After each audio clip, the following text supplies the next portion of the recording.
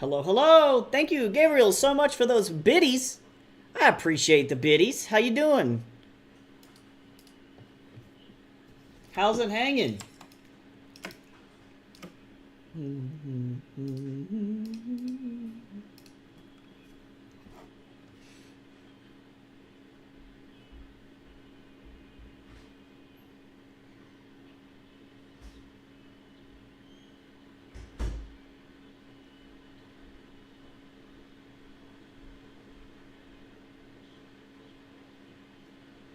Good, I'm glad you're doing well.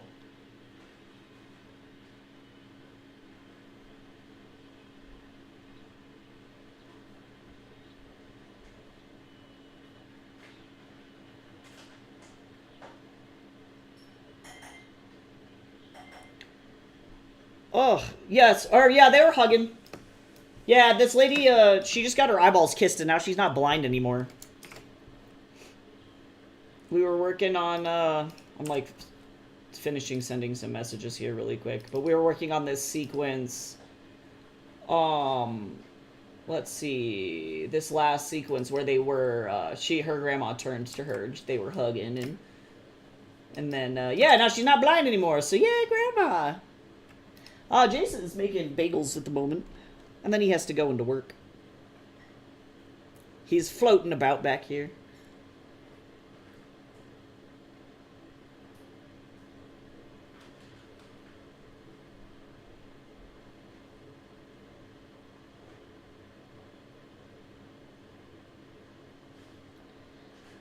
I will. I will say hi. Oh, I can't. Okay, fine. I will go get up. I'm gonna go get up and give Jace a hug. I will do that. I have been commanded to give you a hug.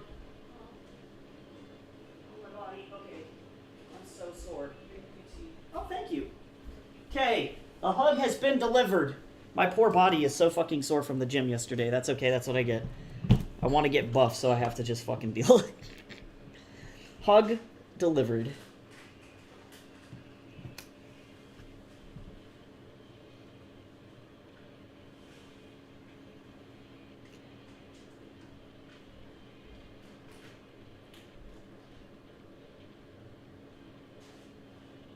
Ooh, woo.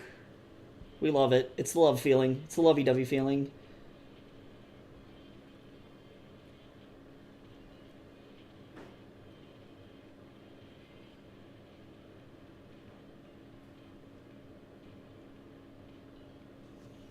Okay, let's get going on this thing. I'm gonna fly. I was doing a bunch of concept art yesterday. Oh, let's see, I need actually to smooth. This is the boy. I won't. Alright, let me look at my script really quick, because I forgot what the fuck was going on last week. Oh, whoops, that was the wrong window. Let's see, we're on page 215.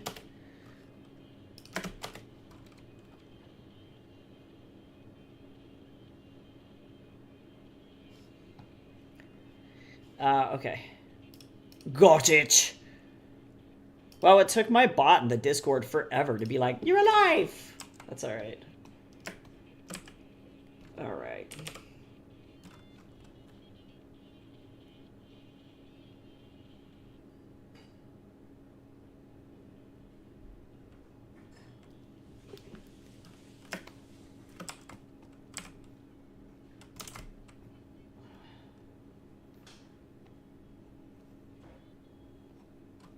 Okay. We're almost done with this chapter, too, so if I keep pace, we're going to be in a good spot. Oh, actually, hold on now.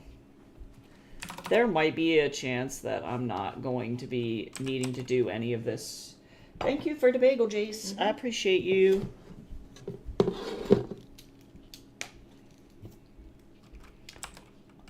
Because actually, there's hair here. Wow, why do I feel like my hand is all shaky? It's because I was fucking at my max with the gym situation. It's okay, I can't feel bad. I did a good job.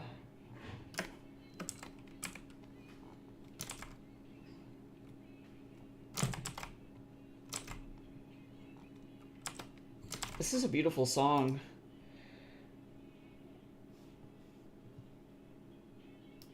I love that. Tessa talks, she's so good. She's talented. She's talented. Here we go, better. Thank you. I need a bigger desk, y'all. This is a problem. Okay, prepare for bagel ASMR. Oh, actually, I should be good and log my food before I eat it.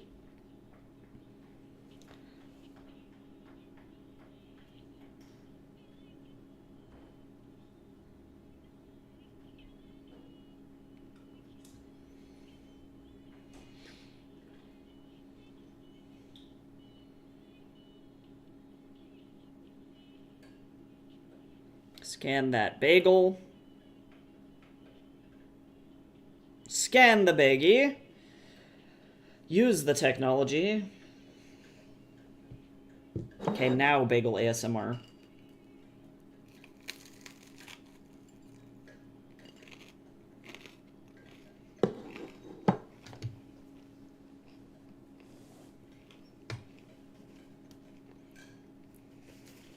Oh yeah, it takes so long to deflate pool floaties. No joke. It's like the task of all tasks. What a time.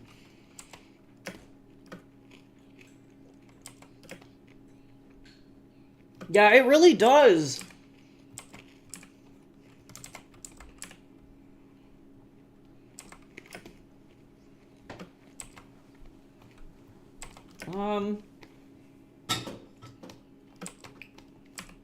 Yeah, this is better.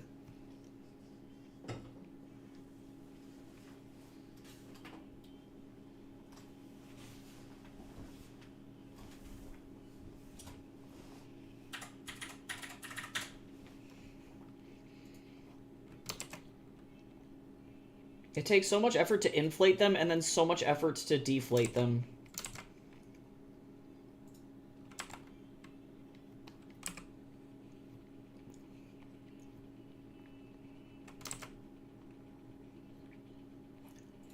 She's like, what the fuck? This old lady. It's okay. She's fine.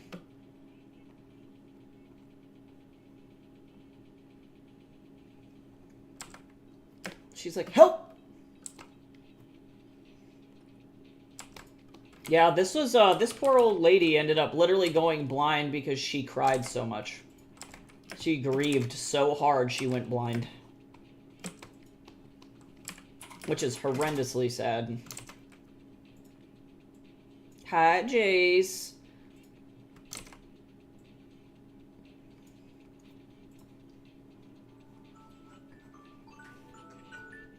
That's your tea. Oh, my tea? Oh, cool. Oh, it's the stout. It's the Irish stout. It's fine. And it's the Lucky Charms. It's okay. We got the little Shamrock Sprinkies in here. I wish that they actually fully dissolved. Does that make sense? Like, it makes me dramatically sad that they don't dissolve. They just kind of like half melt, and I'm like, give me the sugar. Can you actually grab me some creamer? Because this stout tastes like way better with actual milk and cream in it or something. Okay, do you want... Because the creamer that we have is the fucking Mexican hot chocolate. Yeah, that's fine. Okay, it's mostly like cinnamon flavor and stuff, and so it plays pretty well with the chocolate notes of the tea.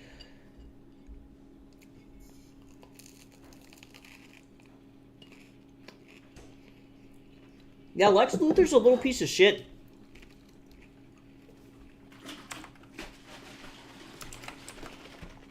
I feel like movie Lex Luthor just doesn't live up to the hype, if that makes sense.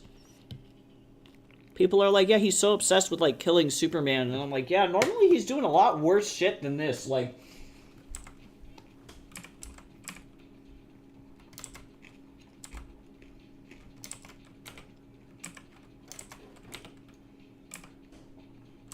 he is a horrendous person.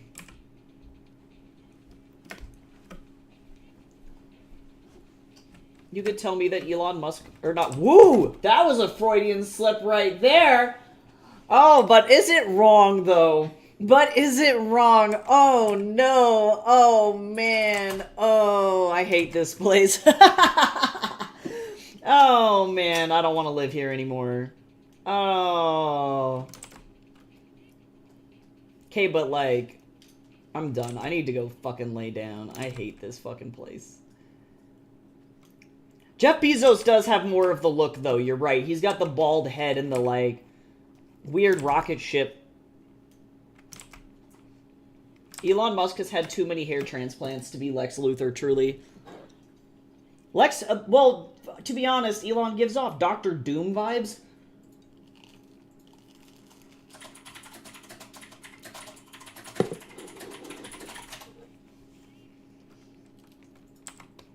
Oh, no.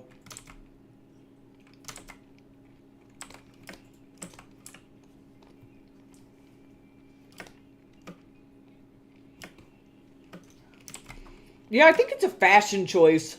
I'd like to think that Lex Luthor feels like he looks really cool.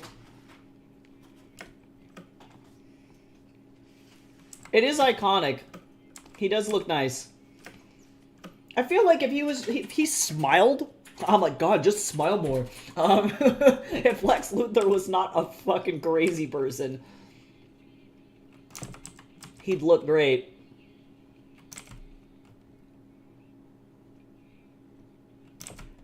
Let me see. Let me look at this again.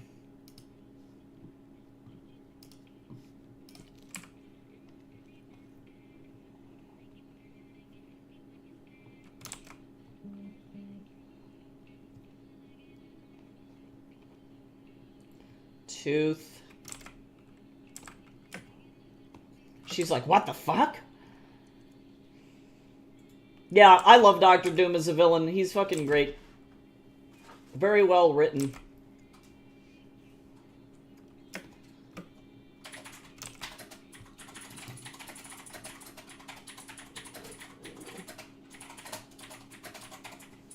Yeah, he's a good one.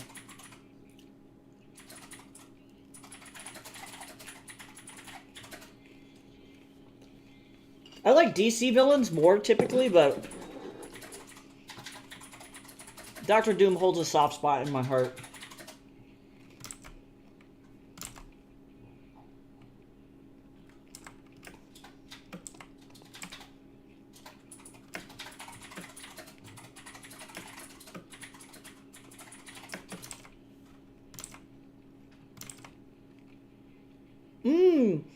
Yum, spicy nugs.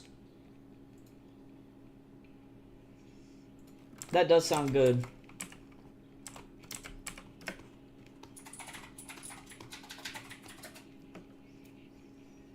I've got an everything bagel and some chive cheese, cream cheese.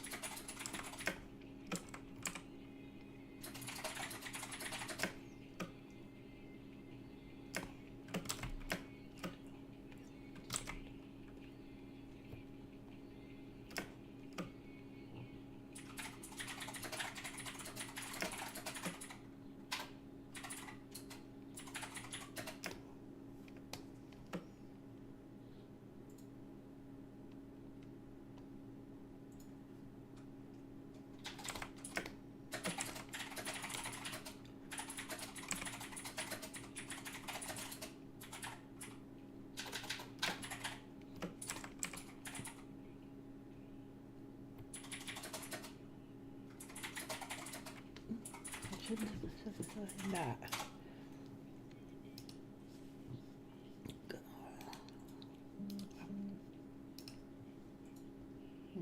There is a bad body double. Goddamn, Imogen's so good. There are multiple reasons why Lex Luthor is bald. Depending on this the iteration, sometimes it's chemical fumes from lab accident. Oh, that makes sense because, you know, chemical burns or something. Otherwise, it's because he wants to focus on work and distance himself from his former... That also makes a lot of sense, because, like, also, maintenance is a fucking thing. Exposure to kryptonite, or it's just hereditary. Some dudes just look bald, or good bald, too. You know what I mean? Like, I feel like some dudes are like, no, I, like, started to have male pattern baldness, so it's just like, whatever, I'm just gonna, like, look good. Yeah, I feel like some people, like, I don't know, choose to embrace it differently. Because I think about how Elon just went, like, the hair transplant route. And he looks fine. But there's definitely something very iconic about a person being like, you know what, fuck it, and then just shaving their head, because that is also very iconic. It is Shamrock Shake time of year. Interesting story about me, I don't like mint that much, so I do not like the Shamrock Shake.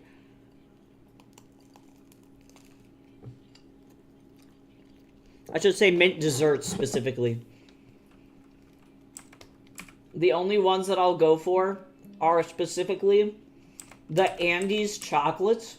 Those are fucking delicious.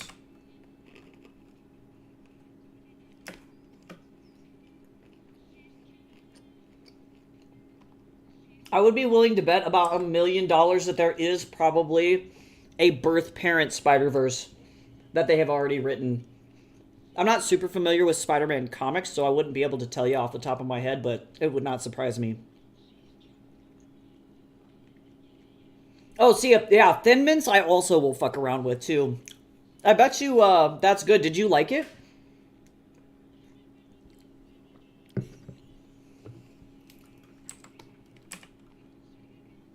Can't shake it, can't shake it.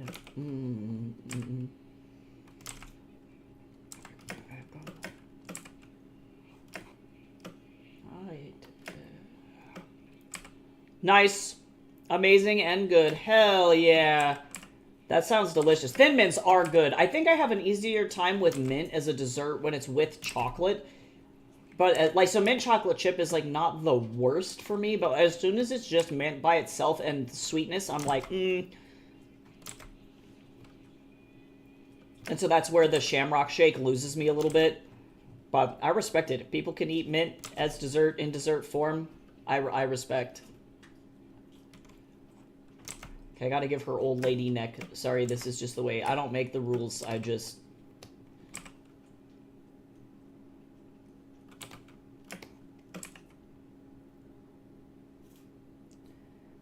That probably would be okay. Like, yeah, if I had a Shamrock Oreo McFlurry, I feel like I could do it. But definitely it's not my first choice, and I would still pick just a regular Oreo McFlurry over it, I think.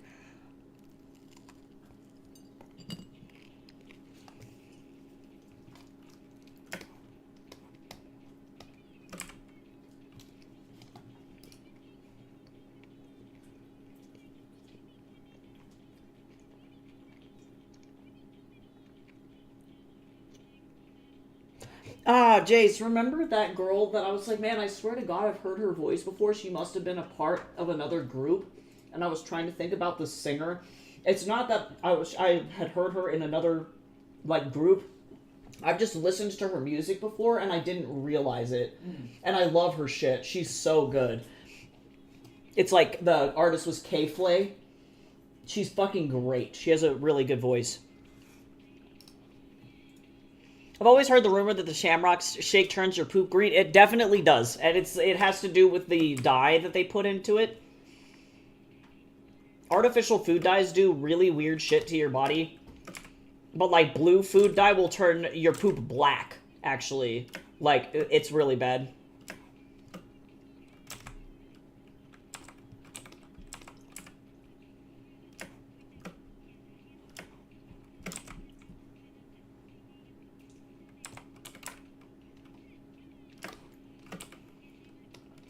I should probably flip this back to the right way that it's supposed to be.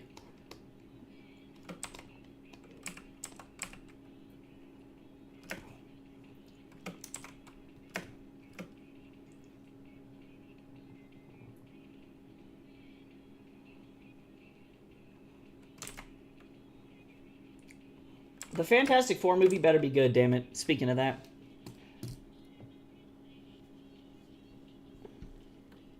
I could see Reed Richards being an agent of S.H.I.E.L.D. He's got that goody two-shoes vibe. No, I'm joking. We need to finish watching Agents of S.H.I.E.L.D., by the way, Jace. Jason and I are trying to catch up on the MCU because legit, I have not seen anything since, like, not Age of Ultron, Infinity War. I haven't even seen all the Spider-Mans. I just tend to not watch. I got bored, I guess. I feel bad because it's like, I feel like every artist in the industry right now feels the same way about the Marvel movies where we're all just fucking bored. Oh, Spider-Man's parents. Oh, Richard, gotcha. My brain was still on Fantastic Four. I love the Fantastic Four. That's where my brain defaults. Hi, Jamie. How are you today?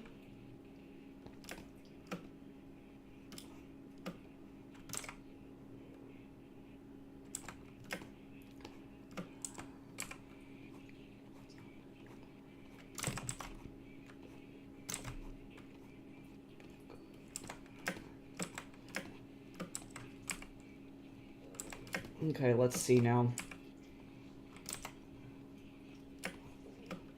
It goes like this.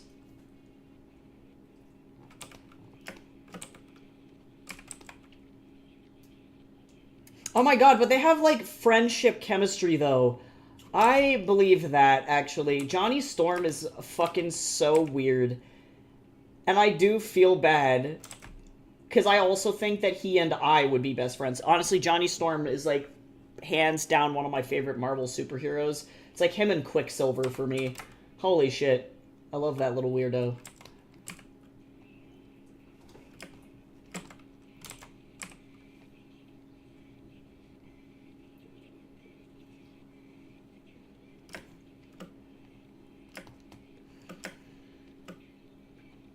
Yeah, I'm doing okay.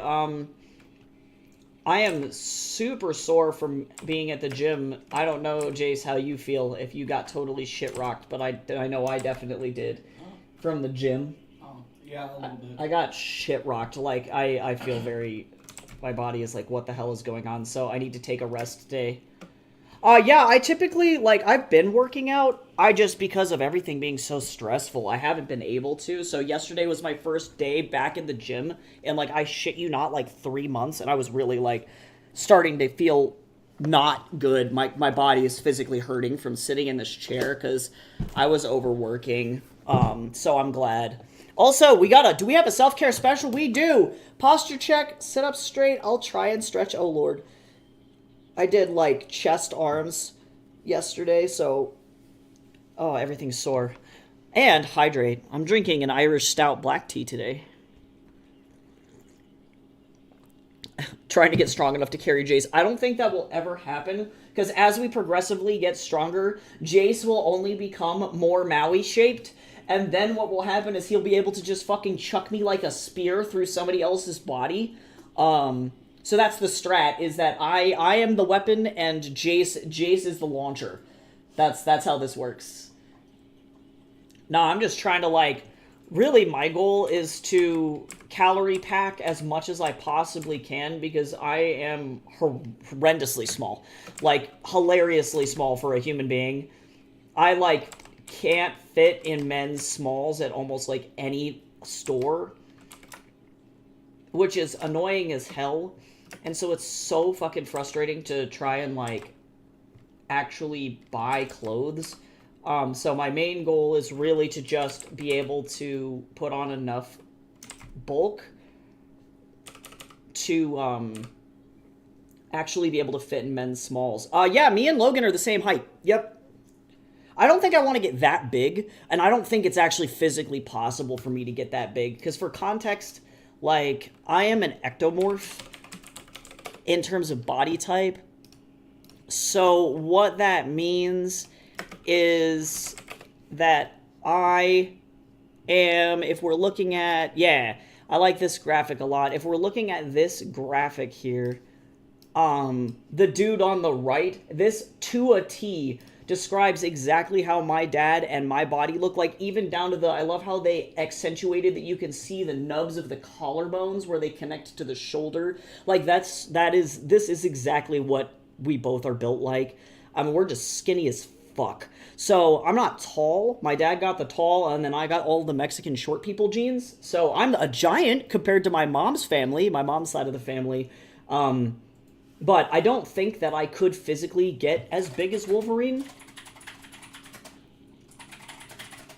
But I do think that I could probably pack on some weight if I really wanted to. Because, you want to know who else is an ectomorph that did that? Taylor fucking Lautner.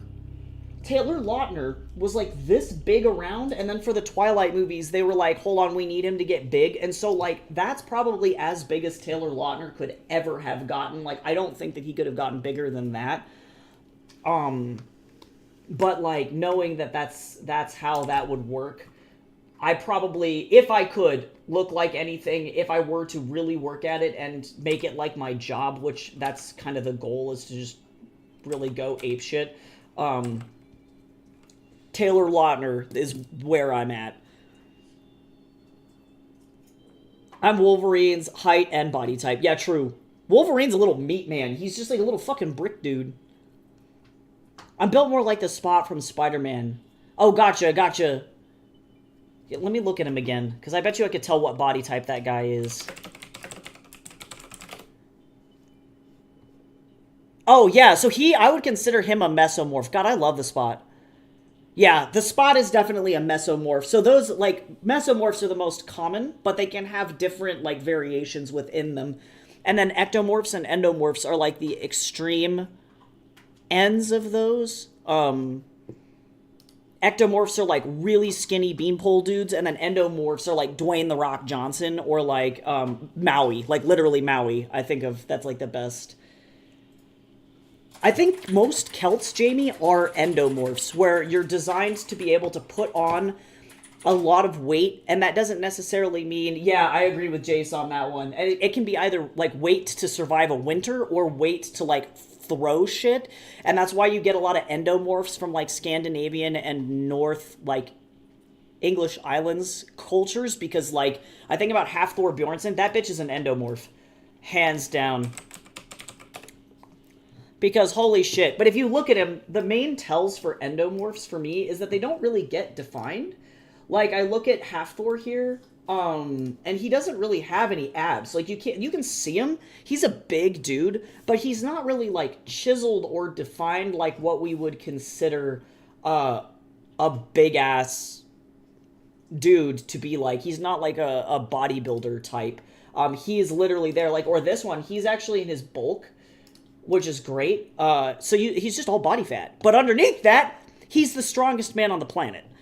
He, like, legitimately holds the record for that. Like, that's his whole thing. So, yep, endomorphs. They're, very cool. And they can trim up, so it's definitely not saying that that's not a thing that they can do. But, like, he does this, like, well, it is his job. And then what's crazy is that if you have an endomorph with no weight on him, look at baby Hafthor! He was so tiny! He was so baby! Oh, man. I love it. Yep, so, point being, endomorphs rock. Endomorphs are the shipbuilders and the, like, gladiators of the, like, weight class world. Or the travelers of the weight world, because it's like, those were the people who were going on fucking treks and stuff, you know, they were going to be able to survive. That's actually not odd at all. Hafthor actually has to train really hard to get his weight into his upper body. It's actually pretty common for endomorphs to have super fucking strong legs. Because if you look at, like, Polynesians, a lot of them tend to be endomorphs as well, and they're, like, all legs. Because they have to sail. They need to be on that water. They gotta have good balance, so it's pretty cool. Pretty neat. I have Pokemon OCs, Gardevoir and Gallade. Both are boys, and Kiss. That's fucking great. I'm 1000% here for that.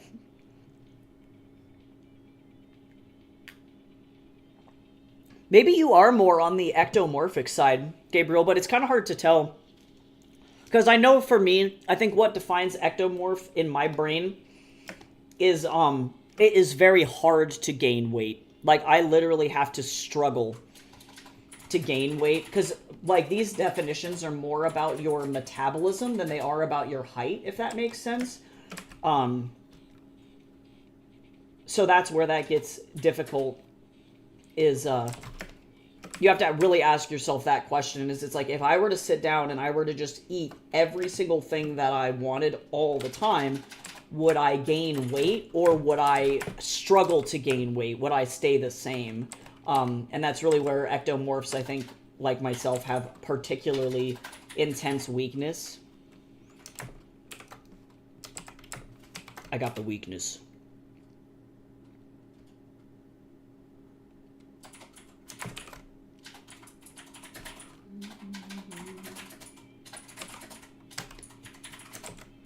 Let's see.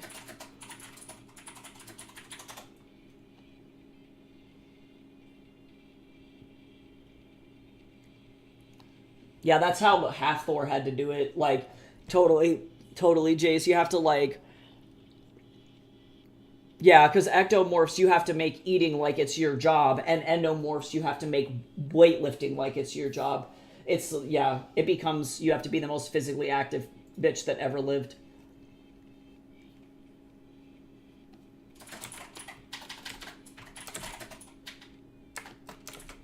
But Hathor did a good job. He did it. Whatever he did, he fucking did it.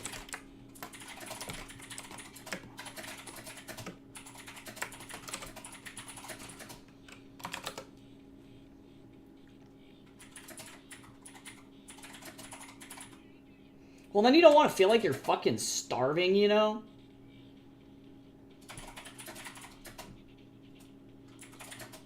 Welcome back, Gabriel.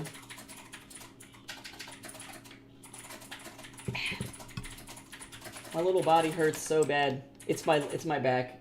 So those lat pull downs, it's interesting because I would have thought that my chest would have hurt, but no, the lat pull downs were what really fucked me up. Because your chest is pushing motions, not pulling. Yeah, motions. exactly. No, but I would have thought my chest would have hurt from the bicep or the chest press, the bench press that we did, yeah. But yeah, I've got some soreness. I've got some soreness, but my back is really fucked up, which is really weird. I wouldn't have thought that was a thing. But yep, Tycho and Jace, and they're both boys. You're not wrong. That is accurate. But yeah, hopefully the goal is to put on a healthy amount of weight, because I'm just fucking sick of not being able to fit into anything. Because not only am I short, but I'm also just very petite, which is not great for trying to find clothes. It's like, congrats, you can shop at the kids section in Target and none of the sleeves are going to fit you.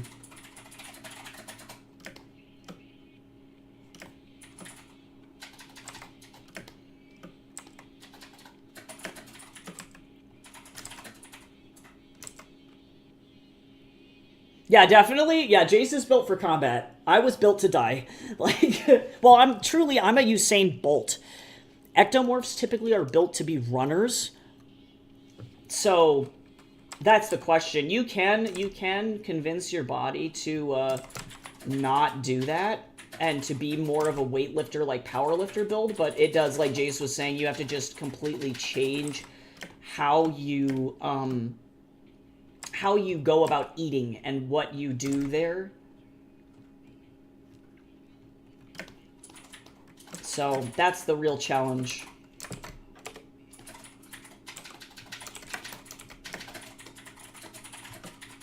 That's the difficulty. I run into the issue of I don't want to weightlift too much because the last thing I need is to get stronger. Yeah, that's true.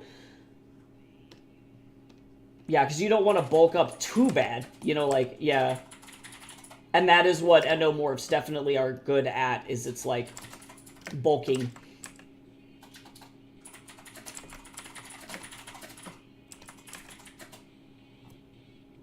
Bodies are weird. That's all I gotta say about that. That's awesome. Yeah, it's good to like at least get in a little bit of like working out so that way you're maintaining good health, you know, that's always good. I've never really been around like weightlifting, bodybuilding people, and it's been kind of refreshing to do so because it's been nice to be in positive environments where people are really pushing for your own personal goals and they're like really supportive versus everybody's super fucking competitive, especially in like a masculine sphere. Like, Jesus Christ, people are so competitive. It's really awful.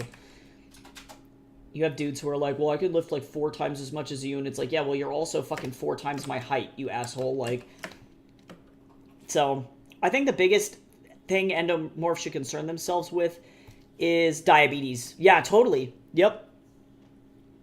True. I wish we didn't have to force everyone into the mesomorphic box. I 100% agree, because it's like, it's crazy, because I wouldn't consider Dwayne "The Rock" Johnson unhealthy. You know, even when he is like, or Hathor Bjornsson, seeing him with that fat on his body, you can't look at that dude and be like, you're unhealthy, because he's got the heart of a fucking horse. You know what I mean? It's like, that would be so stupid. But on obesity charts, he probably would clock as being morbidly obese just because of his weight alone. I mean, the bitch was 450 pounds, you know, because he's huge. He's like 6'9". But, you know, 450 pounds on the American scale for obesity is like, he would be morbidly obese. But that's clearly not the case because he's still healthy. Or like, I think about how Lizzo's been fighting that too. You know, she has lost weight, yes, but she's still like a bigger gal and she's still healthy. You know, it doesn't matter. And she was healthy before, so it's like, it's very weird. Lizzo is also definitely an endomorph. Tee-hee!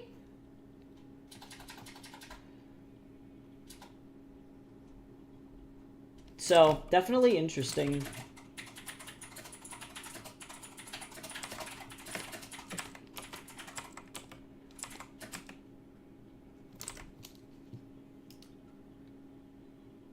I was gonna say, this sounds like very Arab-inspired. I love that it recommended this for this playlist, but it doesn't get to go in here because we're not working with the like West Asia area. We're working with China. It's like literally the opposite. Well, actually, that's kind of where I need to taper.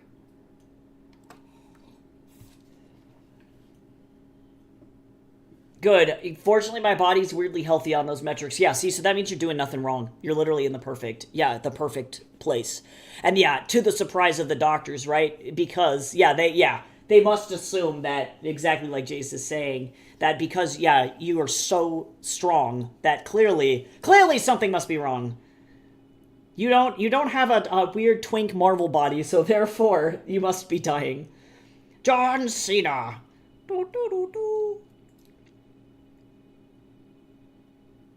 Nice. All I have to worry about is carrying laundry baskets and my nieces and nephews. It's a good place to be. Definitely nothing wrong with that. Yeah, see, and so that, to me, that screams, endomorph issues, because for me, if you can imagine, my problem was that in the opposite direction. Like, every single time I go to the doctor, they ask me if I have an eating disorder. And I'm like, I don't know how to tell you guys that, like, I fucking don't. I'm just small. You know? Because they're like, oh, you're so tiny, you must be unhealthy. You're probably gonna die. And I'm like, no, I'm fine. And then they check my blood pressure and they check everything else. And it's like, I'm fine. It's like, what the fuck? So crazy. I would still like to lose some weight for my joints. Yep, true. Nothing wrong with that goal. Not a bad thought there. Oh, yeah, I know. I heard about John Cena. Shit's crazy. Shit's getting crazy up over there. I love it. John Cena's like my favorite. I love him so much.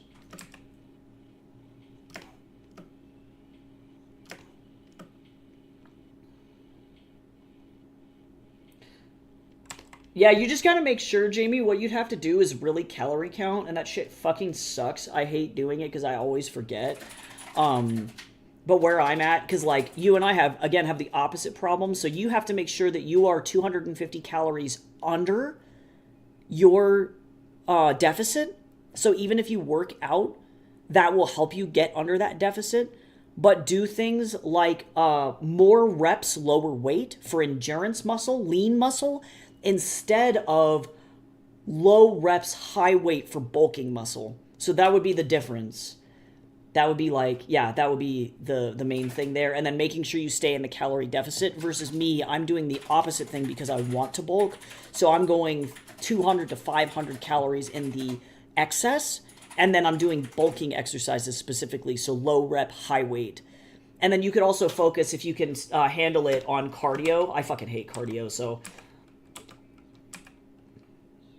Yeah, macros are mega important for ectomorphs, too, in the same degree, right? Like, making sure that, yeah, you don't eat... You have lots of good protein in your system, and you're not, like, I guess, overdoing it. Like, because for me, I have to worry about eating too many fats, because I need to not overeat and then eat fats and then have that backfire on me. But, like, having protein in your system is good. But the way that you eat already, Jamie, is so clean, because, like, you like those, like you say, the peasant foods, and those are great. The Undertaker. Yeah, no, true, though. Undertaker fucking rocks. Have you ever been tackle hugged? No, because I used to be 95 pounds, and I think people looked at me, and they were like, if I tackle this person, I will fucking snap them in half like a toothpick. So that just typically didn't happen to me. Pheasant is also a good word, though. Can agree. But yeah, no, they would have physically killed me. Can't say that... Well, I don't think it's ever happened. I've been kicked between the legs at least like 2 or 3 times. But tackle hugged to like a degree that it hurt? No. Well, that makes sense, because, again, that's, like, just that hunter-gatherer peasant diet, right? It's like, as long as you're meeting your macros and you're getting enough vitamins, you're pretty much good to go. Because that's again, that's what Hathor does, is it's all paleo. He hardly eats any complex carbs, although his favorite complex carb is apparently, or it was, brown rice. He really likes it a lot, but his favorite vegetables are carrots and spinach. He just fucking loves carrots.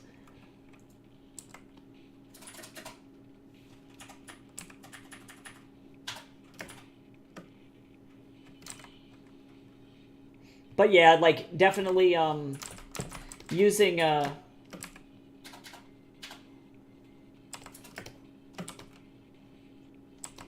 effectively your own, like, well, and then, to be said, too, I guess I should round this conversation out with, one, first, I'm not a nutritionist, but two, I was watching another, like, bodybuilder make a good argument for what she called, intuitive eating, which is eat what you crave, period. So if you decide that you're going to go in to be in a calorie deficit and you're like, okay, that's what I want to do here, just eat what makes you feel good. If you are craving a salad, eat the fucking salad. If you want a piece of meat, eat the meat. You know, it's just like, that's how she puts on muscle, and she's a assigned female at birth bodybuilder, and she's like so fucking fit. Just, like, wildly fit. So, clearly whatever she's doing is fucking working. And so that's something to, like, think about, too. It's like, humans, before, like, the modern fitness craze, we did not have calorie counters and shit, so, like, people just kind of fucking figured it the fuck out, you know?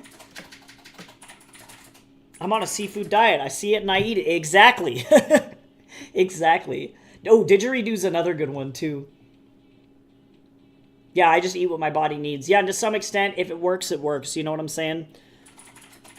I recognize I'm working against my ADHD brain, and so counting calories becomes critical. Because if I don't have a number by the end of the day, it's like, no, I gotta eat it.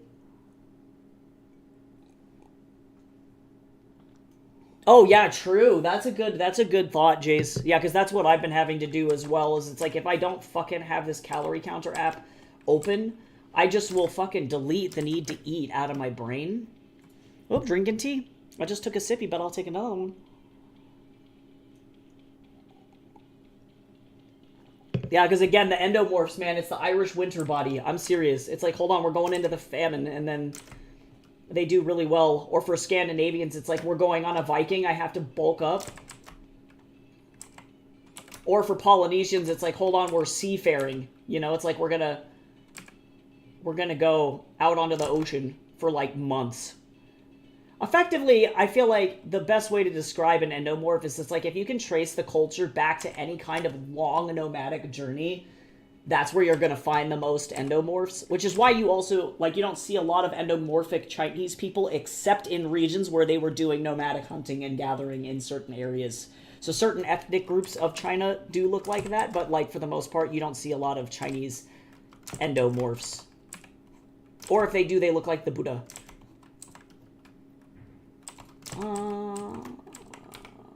This foot is in a weird position, but I respect it.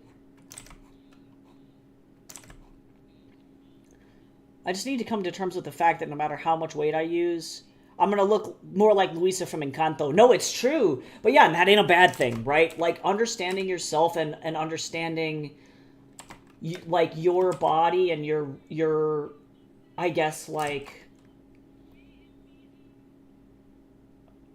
I guess that's the other person's knee. Just kidding. I'm a silly Billy. Yeah, understanding the constraints that you have to work with are fine. That's like why it's exciting for me to know it's like, oh, Taylor Lautner is an ectomorph. I would have had no fucking idea, because typically they cast endomorphs, or not endomorphs, mesomorphs into like hero roles or hot guy roles, because it's like they can shape those guys' bodies into the buff, you know, like heartthrob much more effectively than they can an ectomorph. So to know that Taylor Lautner was a teeny weeny little dude gives me faith. You know, I'm like, okay, so I can do this. Like, it's something that I can eventually work with. But Luisa from Encanto is hot as hell. Is she one of the best characters in that movie? I would say yes, because honestly, God, I respect Luisa so fucking much.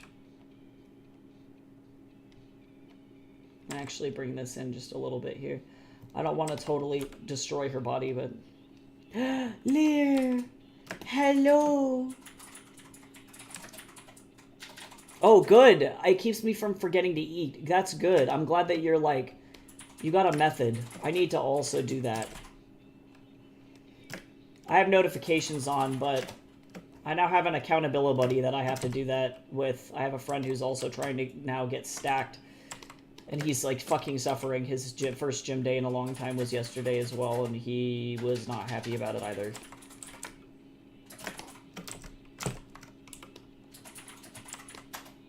Oh, it's actually... Encanto's actually pretty fucking good. 10 out of 10 would recommend watching the entire thing. It's probably one of the better things that Disney has put out in a minute, and I'm not saying it's because Lin-Manuel Miranda, like, low-key kind of saved it, but, like, he kind of did, though. Great music.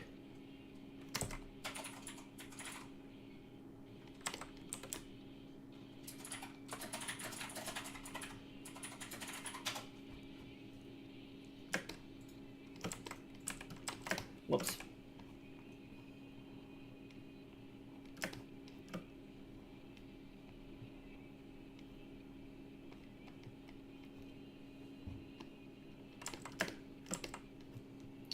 Okay, so now let's do this. We're gonna go in like this, like this. How was your work day today, Lear? Did you do anything fun, or was it suffering?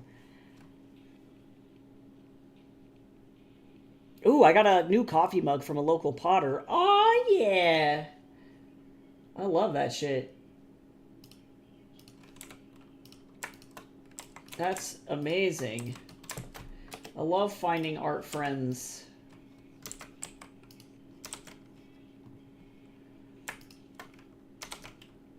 Okay, so there's that. Oops. Hello? Photoshop, why? There we go.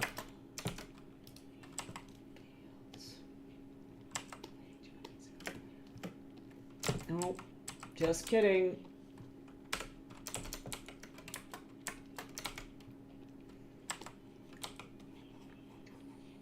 let me get this out of here so that way I can... There we go. Nice. I'm excited to see it. Okay, this lady's like, why? God, black tea really has the amount of caffeine in it that makes it so that I can live. I'm not saying that this is the best, but I feel alive right now. And also, too, I somehow have been getting the right amount of sleep. But guess what? If you don't eat enough, you don't sleep super well. So, surprise, surprise, I was actually, like, low-key killing myself. Whee! I say in jest, but also, please fucking take care of yourself, guys. I was depresso espresso, and it was not great.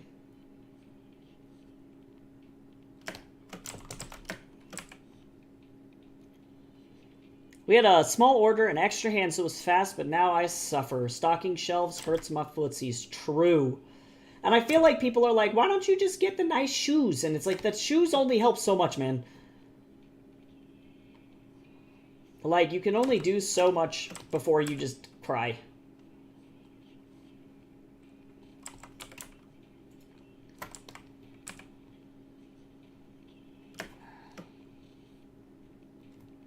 Little old lady face. She's got a little old lady face. Yes, they're expensive as hell, though. For real. Correct. My ass literally never bought those for, like, a job like Tokyo Joe's. I was like, fuck it, I guess.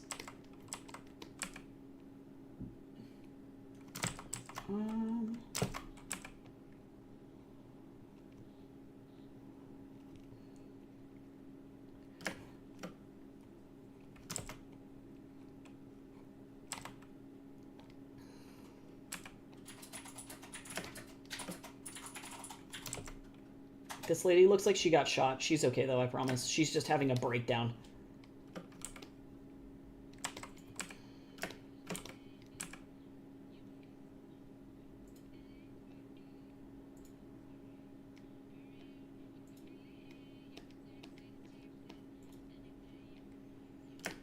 Oh, nice. Let's see. Just posted it. Let me look.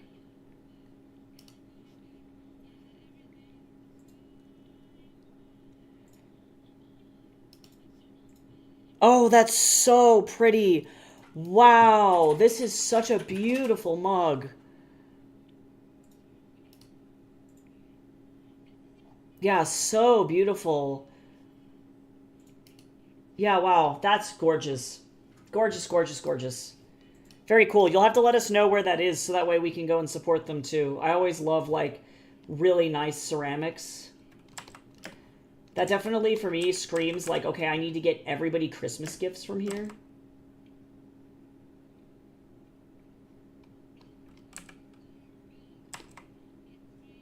Huh.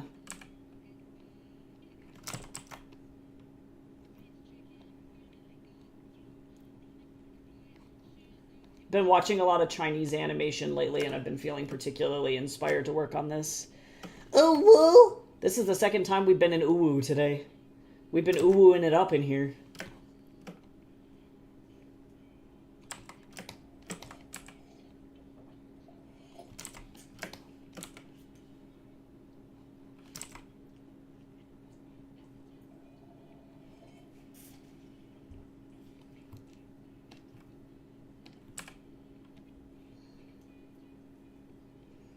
Man, Imogen's storytelling and her music is so good and so sad. Like,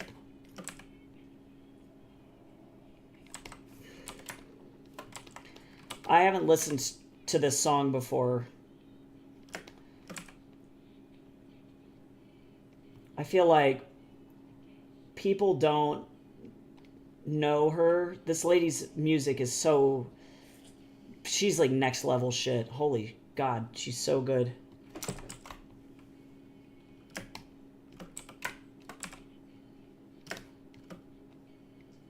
This lady now has eyes.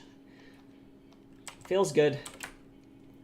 Oh my God, Photoshop, please. Oh, also the new RAM helped immensely.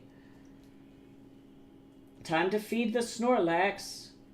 If you haven't eaten a good meal today, please go and get some snacks.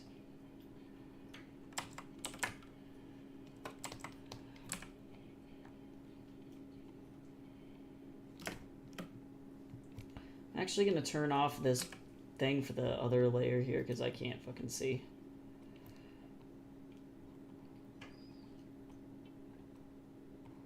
And then I need to do the, whoops.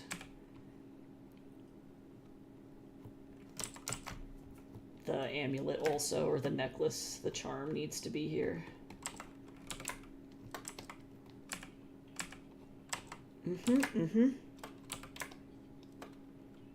Oh, nice. Oh, yes, I'm so excited. Yeah, I'll definitely want to go over there and get at least a mug for myself.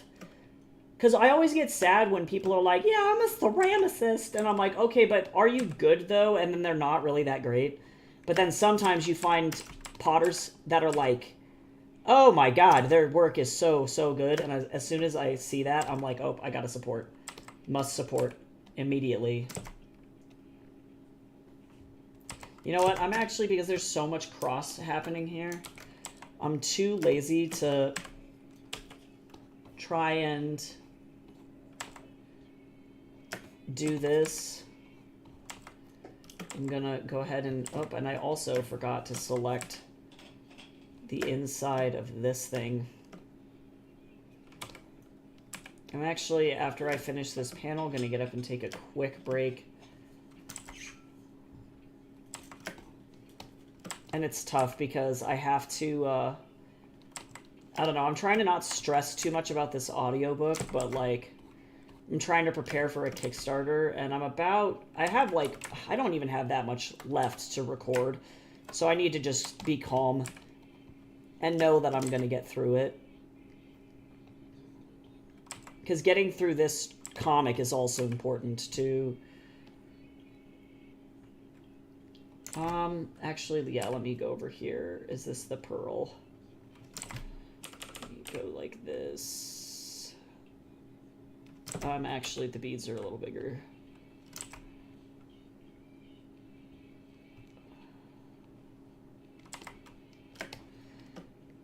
I'm not going to worry about drawing the actual charm itself because I'm super lazy.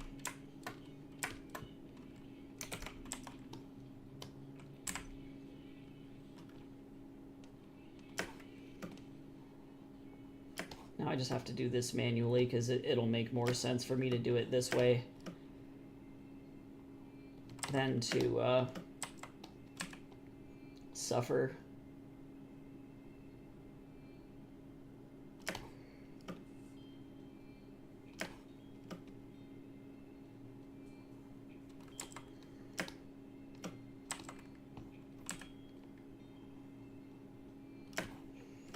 Grandma's fine.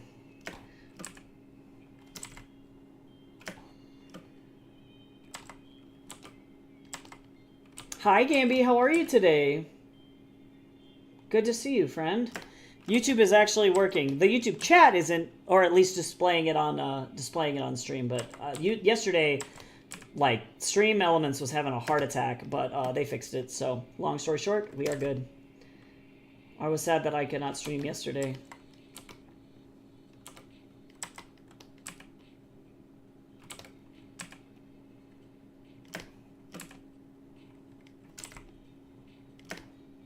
I'm doing pretty darn good. I'm very excited about working on these pages because we're about to get into some juicy shit in this comic. I'm so excited for the next chapter, especially because we get to meet Jubaji for the first time in the next chapter. It's happening. Jubaji is officially on the table. So I'm stoked to actually make it through this particular chapter. Now that we're past, like, exposition stuff. This is going to be, like, yes, this is drama with Sean's family for sure, but this also sets up the beginning of why Sean is doing what Sean's doing and all that other good shit. So oh man, I'm stoked. I'm so ready. I've been wanting to put Bo in this stupid comic for months. Now I get to finally use his damn character design because we worked on it forever ago. I needed to make sure that it was, like, up to snuff.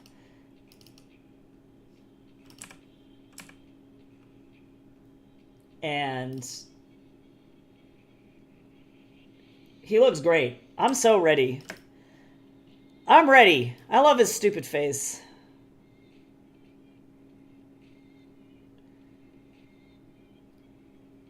He's just a square. This man is a big ass box, dude. If you run into this dude, you die. Endomorph, guys. Endomorph. Okay, that's all I gotta say.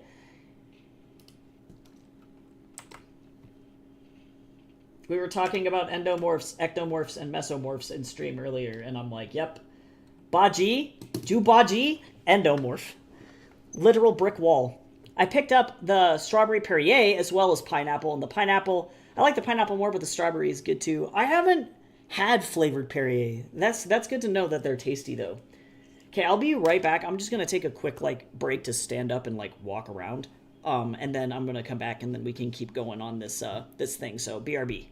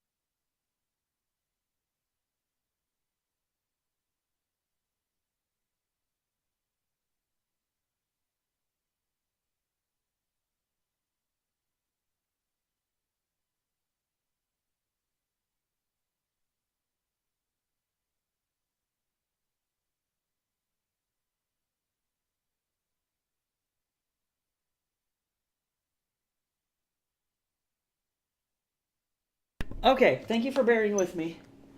I had to brush my teeth. Gotta be good. Gotta brush teeth. Don't let your teeth fall out. Oh. Okay, let's go.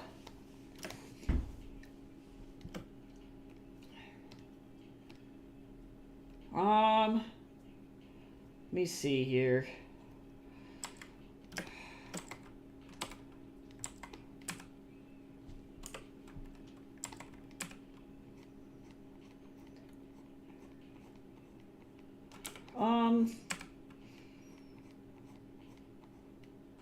Why, hand?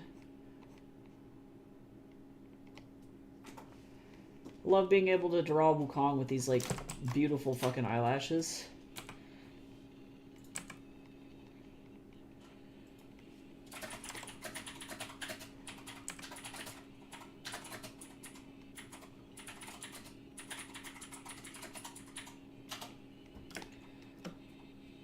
Well, Wukong in particular, I mean, have you seen monkey eyelashes, though?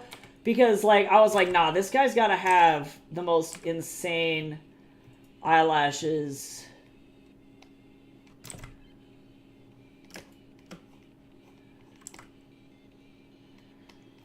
Because that's the only thing that's right.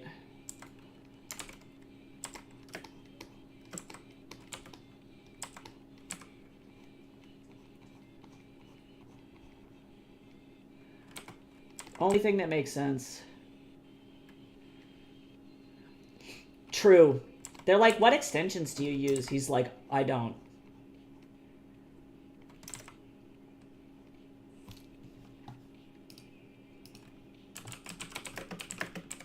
We call it l'essence de Guénon. Or rather... Singe? Singe? Hold on. Wait. Hold on. Sange. That's l'essence de Sange. Monkey essence.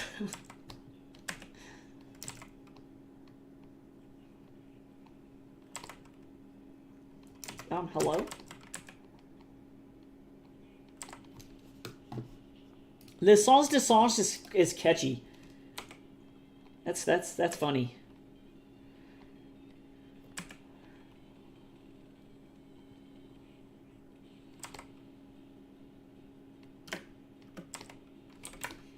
He's like, I should be concerned, and I probably should be doing something, but I don't know what.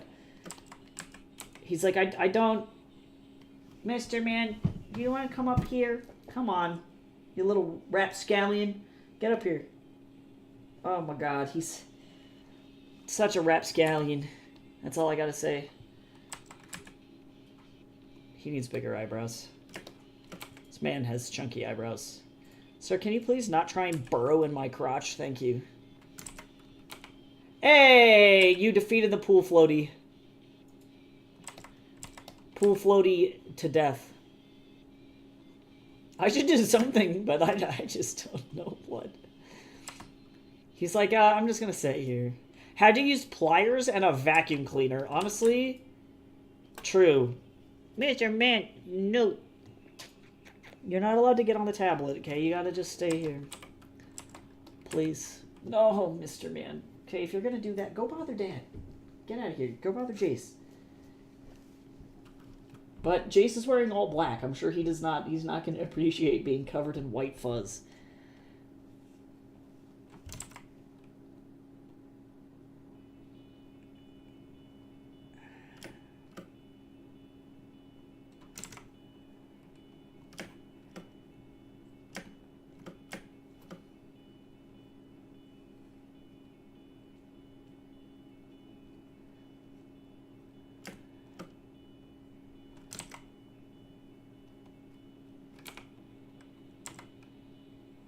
Actually, it's been a minute. Wukong has not been on panel in like several pages, so now this has been like weeks of lack of Wukong art, and that's not good for me being warmed up. Hello?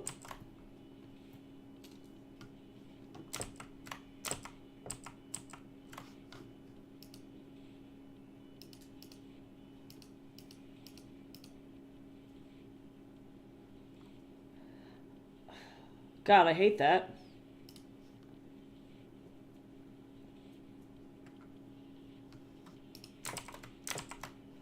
Oh, I hate that.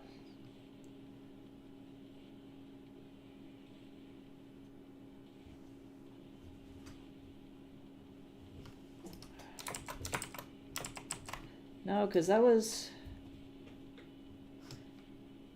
Well, that's stupid. Okay, hold on. I'll fix it. Let me go edit, preferences, or it's keyboard shortcuts. Use legacy undo. Yeah. So it saved it. I don't know.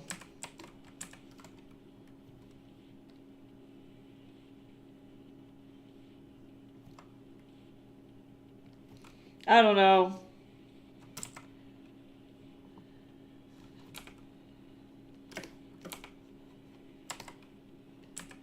Let me see.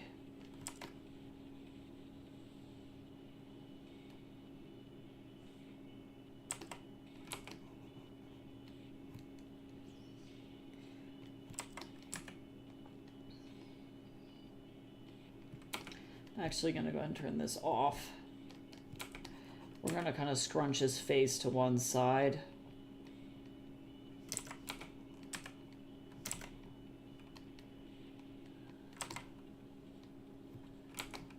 But maybe not that exaggerated of an expression.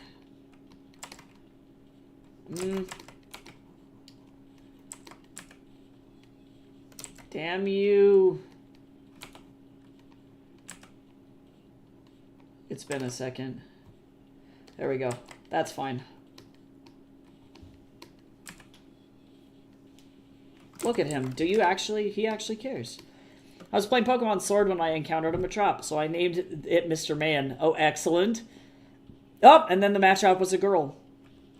Good. Good, good, good.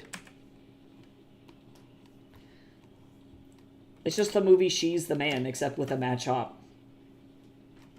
It makes sense.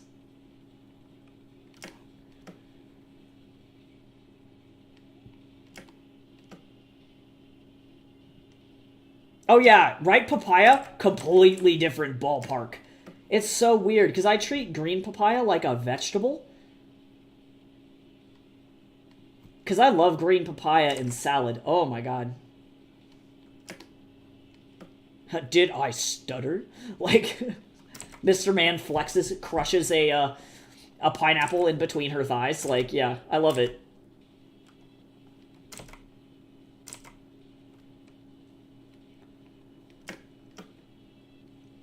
She's just, like, the most powerful drag queen of all time. Or drag king, truly, technically, I guess. Don't test her. She will kill you. She's too powerful. Oh my god. Wukong's little face. It's been a minute, buddy. It's been a second. We haven't drawn your stupid face. Oh my god.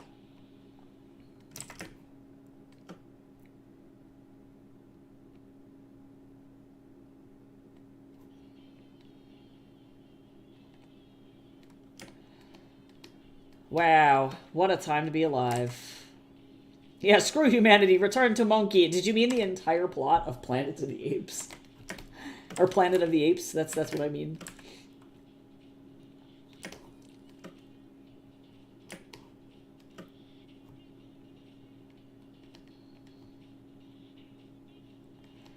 You got the same kind of specs as the sex of men. I believe in Simone de Beauvoir.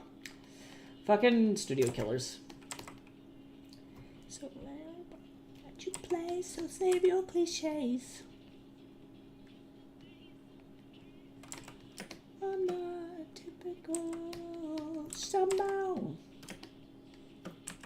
I'm sure, yes, he definitely does have a tail.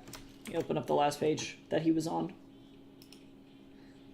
Whether or not he chooses to hide or show it is, I think, entirely dependent on mood.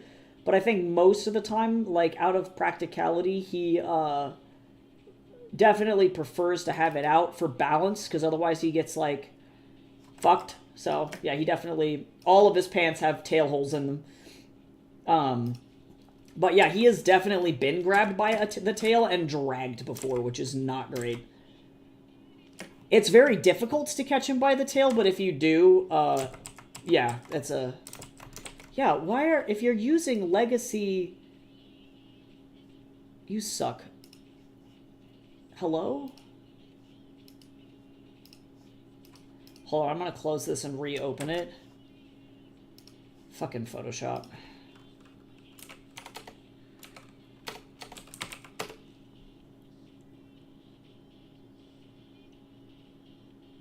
No. Wukong, if I think... Well... First, I don't think that you could rip a limb off of him. I don't think anybody's ever done that. They've tried, but I don't think that they've ever done that. But I do imagine that if you were to rip a limb off, he would not grow it back. He can put his head back on. I think it depends on how the thing is severed. Truly. And if it was a magical decapitation or magical removal...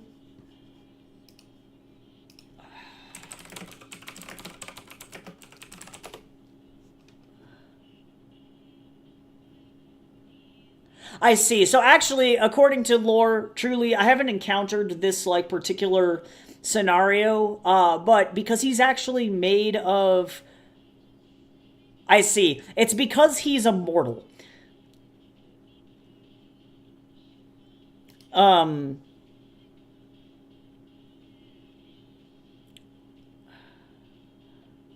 But it functions more like... If you can imagine, so Diro from Naja 2... Oh, why don't they have... Lutong. Yeah, Lutong. So, this guy, Lutong, he has... Oh, dope. Yeah, that's fucking sweet. Alright, so this guy, if you notice, he's drawing a bunch of arrows, but most importantly, in here are a bunch of arms drawing... Can we even see this on stream here? Oh, only kind of. God, I wish I could zoom over. Come here. A bunch of arms drawing this, and so Wukong can grow limbs like this, where it's like they're not his, they're just kind of, sort of made from his essence. So you can use essence to, like, re-heal yourself. So theoretically, if he were to have something ripped off, like, yes, but it's not like a Deadpool situation. Because his head, if removed from his body, would eventually die. And he probably would go into, like, some fucking, like, cocoon state to heal the head back on. The thing removed, though, would inevitably die. Because he's not truly... He doesn't function like other immortals in that way. But he's definitely also not the first immortal to be decapitated. Deng Jia was... Or... I don't remember if it was... No, I think it was Shen Gong Bao was decapitated. And I don't even think he was an immortal at that time. I think he was just decapitated and then figured out how to put his head back on, so...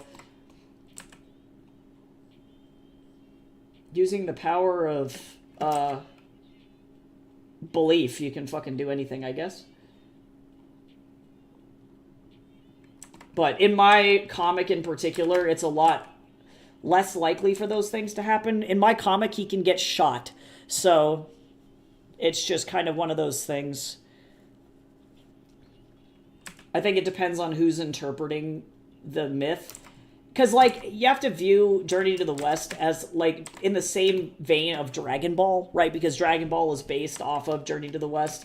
So some people like to go absolutely crazy with the lore and make it so that he can, like, you know, go Super Saiyan level 9 or whatever the fuck. I don't watch any Dragon Ball, so I have no idea how any of the Saiyan levels work. But you know what I mean. You can just get so fucking overpowered that literally a meteor could hit somebody and it doesn't do anything. Or you could play more. I like to play more a little bit with within the realm of realism, because it makes there actually be stakes, because without stakes it's like, what are you, like what is the point, I guess? There's like no stakes. So having Wukong bleed is a lot more impactful than having him not bleed.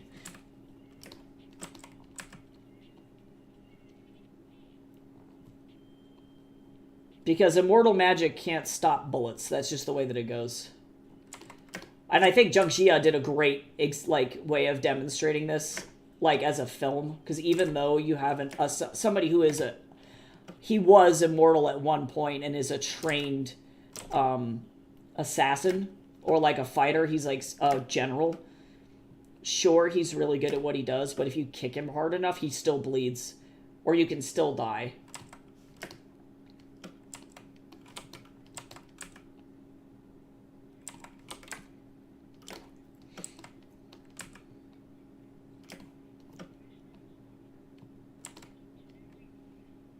Yeah, because that's kind of why I don't like Dragon Ball. Not the newer, or like not original Dragon Ball. Original Dragon Ball's fine, but like anything Dragon Ball Z and beyond is just like really a massive turnoff for me, because that's exactly the problem. Is it's like, okay, so you can just keep unlocking levels of Super Saiyan, and no matter what, like, you're just gonna get more and more and more and more and more and more and more and more powerful, and there's no actual consequence for anything, which sucks. So, it's not my favorite. Will always be kind of immortality. Yes, because you effectively, imagine it's like Voldemort, right? You get reduced down to your spiritual essence, and then from your spiritual essence, because like you have to remember too that Wukong, while he's physical, is not actually made of flesh either. Like, yes, he bleeds, and yes, he's made of flesh, but he's effectively made of, like, cosmic energy, because he's made out of, like, space magic. So, like, that's how that works. That's why he can do what he can. So it doesn't function. It definitely doesn't function like Deadpool in that sense, anyway. Hi, Penumbra. Yeah, I did. I got the notification for Q. I'll probably pop into her productivity stream after this, too. Because God knows I'm going to need it for work. How are you today? Hopefully doing well. Oh my god.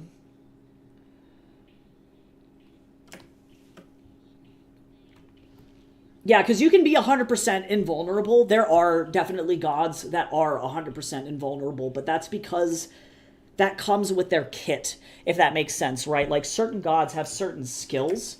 And so, for example, the Tathagata Buddha, because he no longer has a body, because he has transcended this mortal plane, is 100% invulnerable. He's like the rare exception, for example. But that makes sense, because you're no longer physically attached to any physical plane.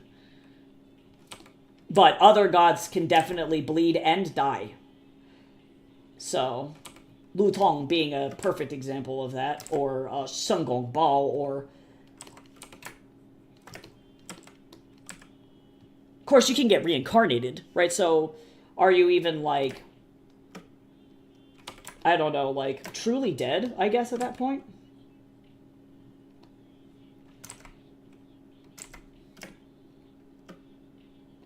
Oh, Wukong's not past biting either. Wukong will bite the shit out of you.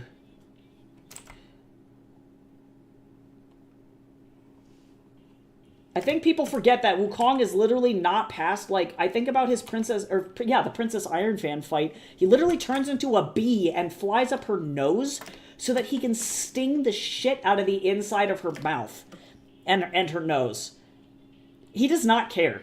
This man fights dirty. He does not give a fuck. Like, he does not care. He's like, try me. Like, I literally will do whatever it takes to win. Don't question me.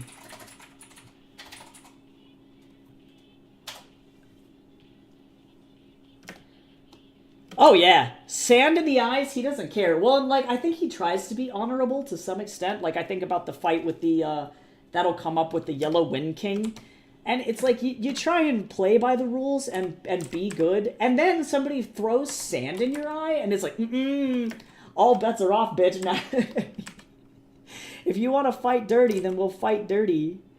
I will also throw sand back in your eye. We don't play that game. So he does not care. He tends to function, I think, more like people forget, I think, like One Punch Man, where I think about, I mean, there's a reason One Punch Man can take out anything in one hit, and so oftentimes the fights with Wukong are just like, oh, this is a threat, and then he just whacks it once, and it just explodes into meat paste. Wukong needs pocket sand, clearly. Yeah, for that fight, that would have been very useful. Did not have pocket sand, so that's unfortunate. Kind of a bummer there.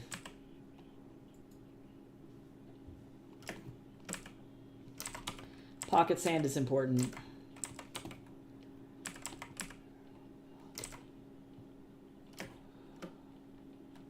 Need better structure on these boots. Wax on the full moon.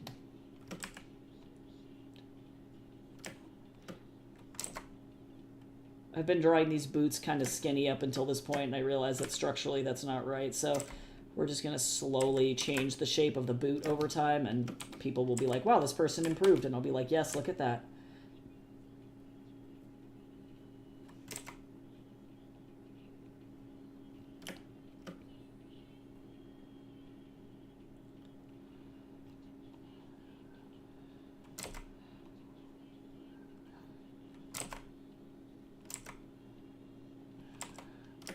Let's make it happen.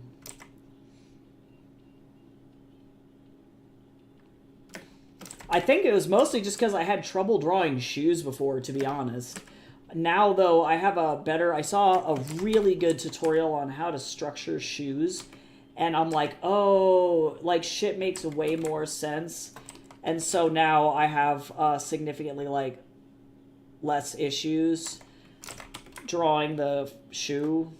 Although I think I am going to bring this toe in just a little bit more.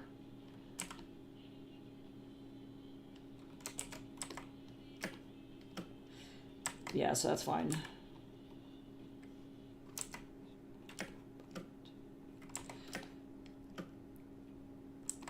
But these boots in particular do tend to have kind of a wide flare. Because these are like Ming Dynasty style riding boots.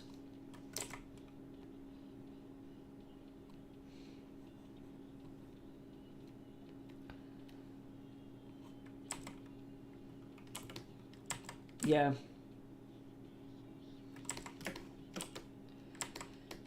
Alright, let's see here. Yeah, knee-high boots are the best. My god, hand, please.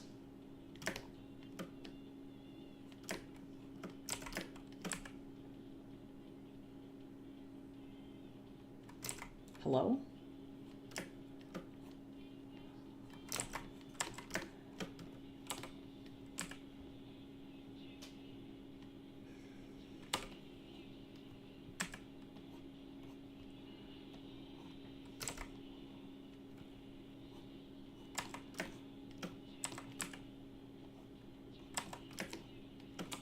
Good.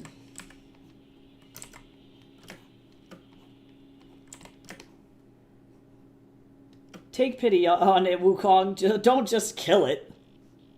Ah, you little shit, I'm gonna stab you so hard. True, though.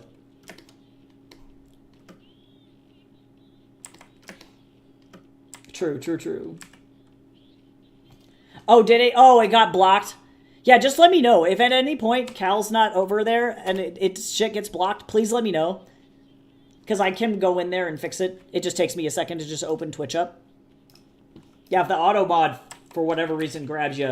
Because I've noticed most of the time it's good. Because I try to, like, make sure that, like, with the way that the internet is going, that the,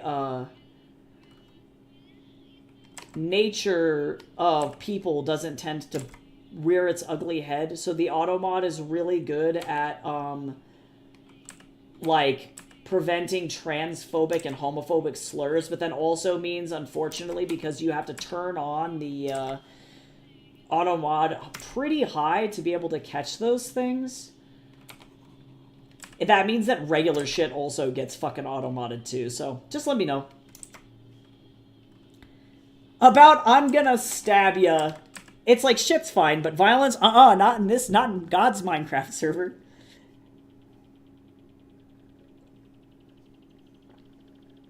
Everybody stay hydrated.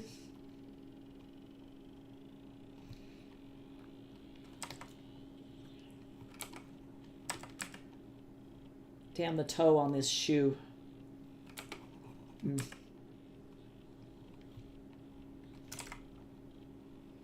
There you go, better. And stretch! Take a nice stretch. Oh, my buddy!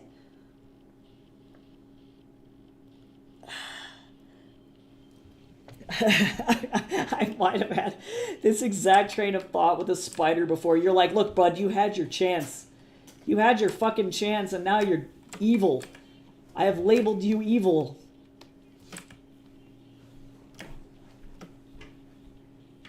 Maybe I should have a little more just to stay out of my mind.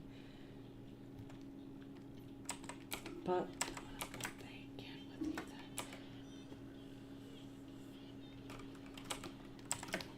yeah, Wukong does not really tolerate people invading his personal space either. That's a big no-no for him.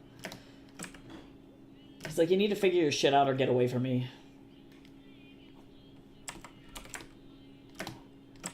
Do ya? I know you want me.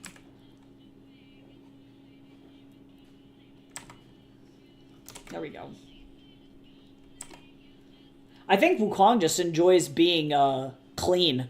He's huge. I mean, like, monkeys are huge on grooming, so it definitely would be no surprise that he'd be like, why are people nasty? Well, and it's interesting because he would have used, let's see.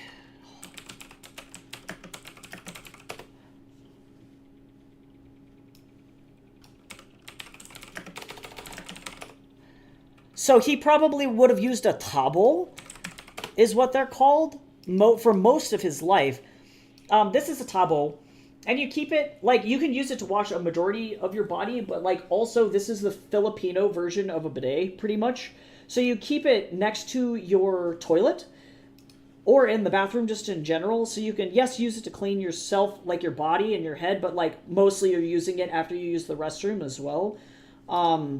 And this is, like, huge. Every single Filipino house is going to have a tabo in it, and so definitely, Wukong would have been, and probably still is, a tabo user. Hi, Patrick! How's it going? Oh, I'm glad you're doing well.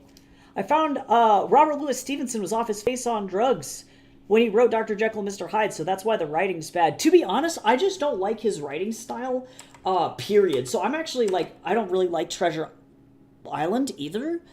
I like the themes again, but, like, the actual execution I just don't think is that great, but it is ironic that he was off his face on drugs, like, just totally fucking, like, smashed while writing a story about drugs fucking you up. That is funny.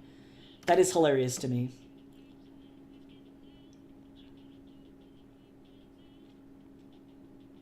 Yeah, so I do think that actually Wukong would be like, well, I don't have time to, like, use an actual bidet, but I do have time to use a tabo, so I'm going to stay nice and clean. But grooming is huge for him. He's definitely, like, that's why his hair is so nice. He's cooking rice and using the rice water to wash his hair, and it makes him the superior choice here, clearly.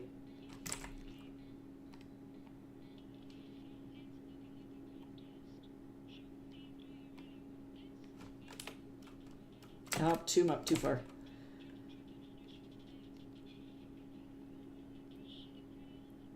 Oh, yeah, true. TB's a bitch. Have you read, I think it's John Green's book, Everything's Tuberculosis? Because I think about that.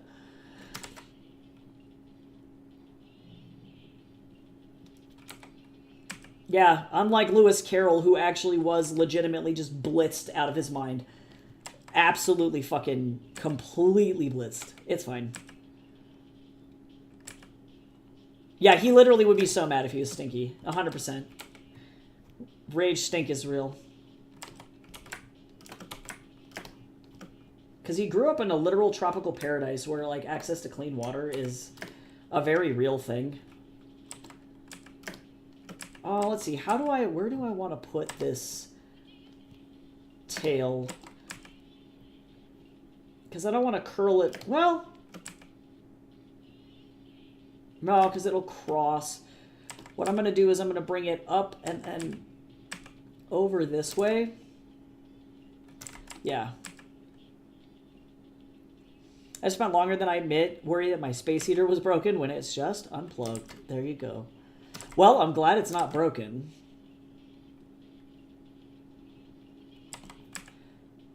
Okay, so there's that, and then I'm going to curl it up and around this way. There we go. No! Nice. Wukong would find a way. No, like, I think that's, at least in my mind, one of the main reasons why Wukong's, like, one of, like, his love languages is physical touch and acts of service. Because as soon as somebody is like, can I brush your hair? He would lose his fucking mind.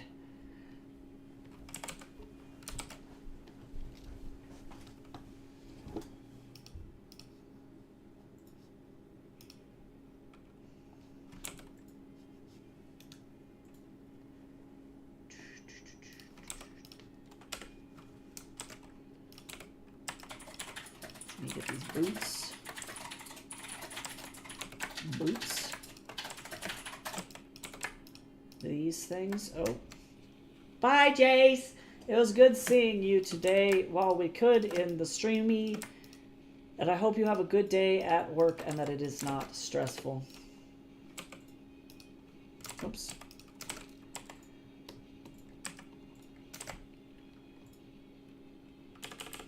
Oh yeah, Wukong in the trash? Absolutely the fuck not. Well, that also, too, to him is super disrespectful. He has, like, a history as well of, like...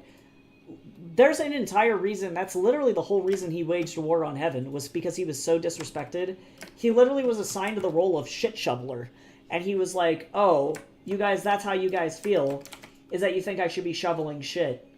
He's like, joke's on you, bitch, and then literally nuked an entire area. Bye, Jace. See you later. I love you. Drive safe and let me know when you get there. Yep.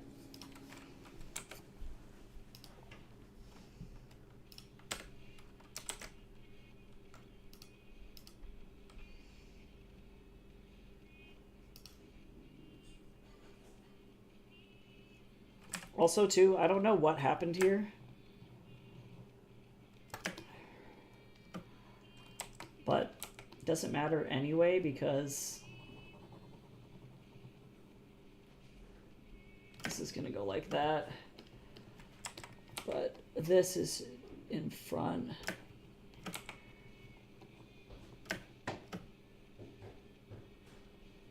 This lady is dying.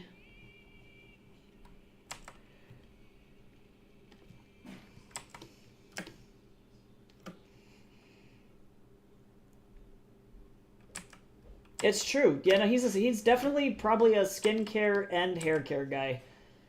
People assume that monkeys are dirty, and it's like, not really, though. What is the dialogue on this page? I don't remember.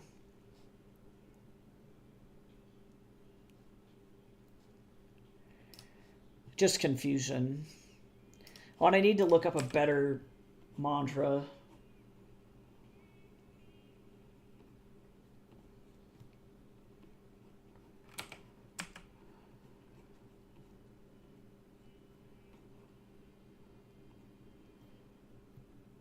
Let's see. She's like, what the fuck?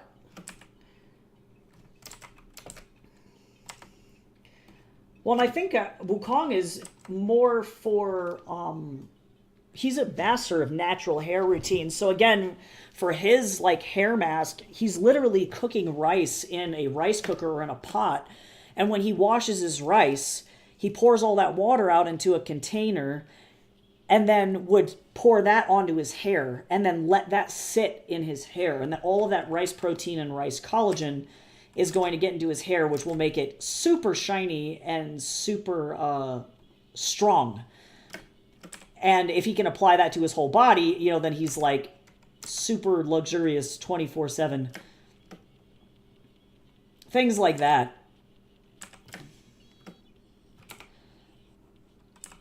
But I think after having, if he has access to modern shampoo, you know, it's definitely like a, going to be spending a good couple of hours in the bathroom making sure my hair is dry and making sure that I'm clean, actually clean. Wukong washes his booty crack, guys. Is it weird that I prefer green papaya? I don't think that that's that weird. I love green papaya. Literally will eat that in salads all day, every day, no joke.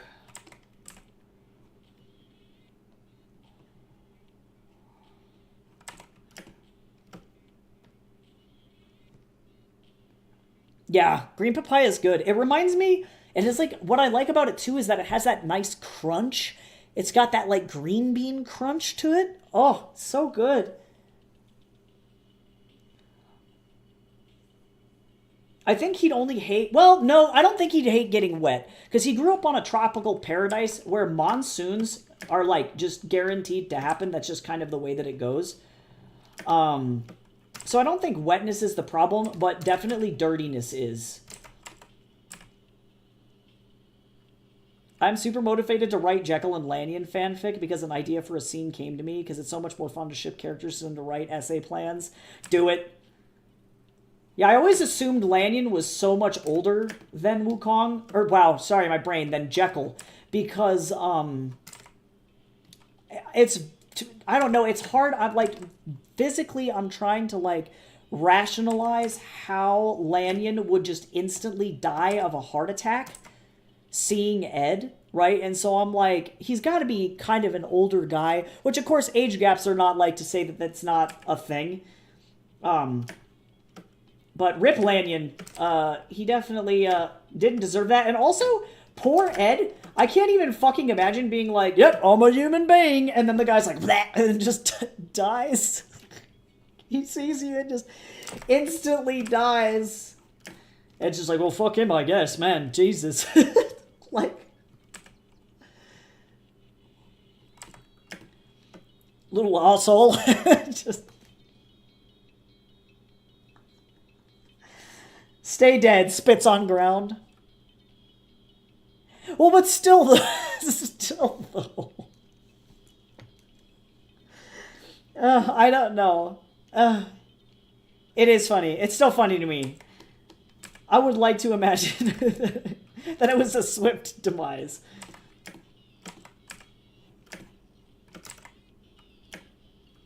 Yeah, fuck me, I guess. Yeah, just...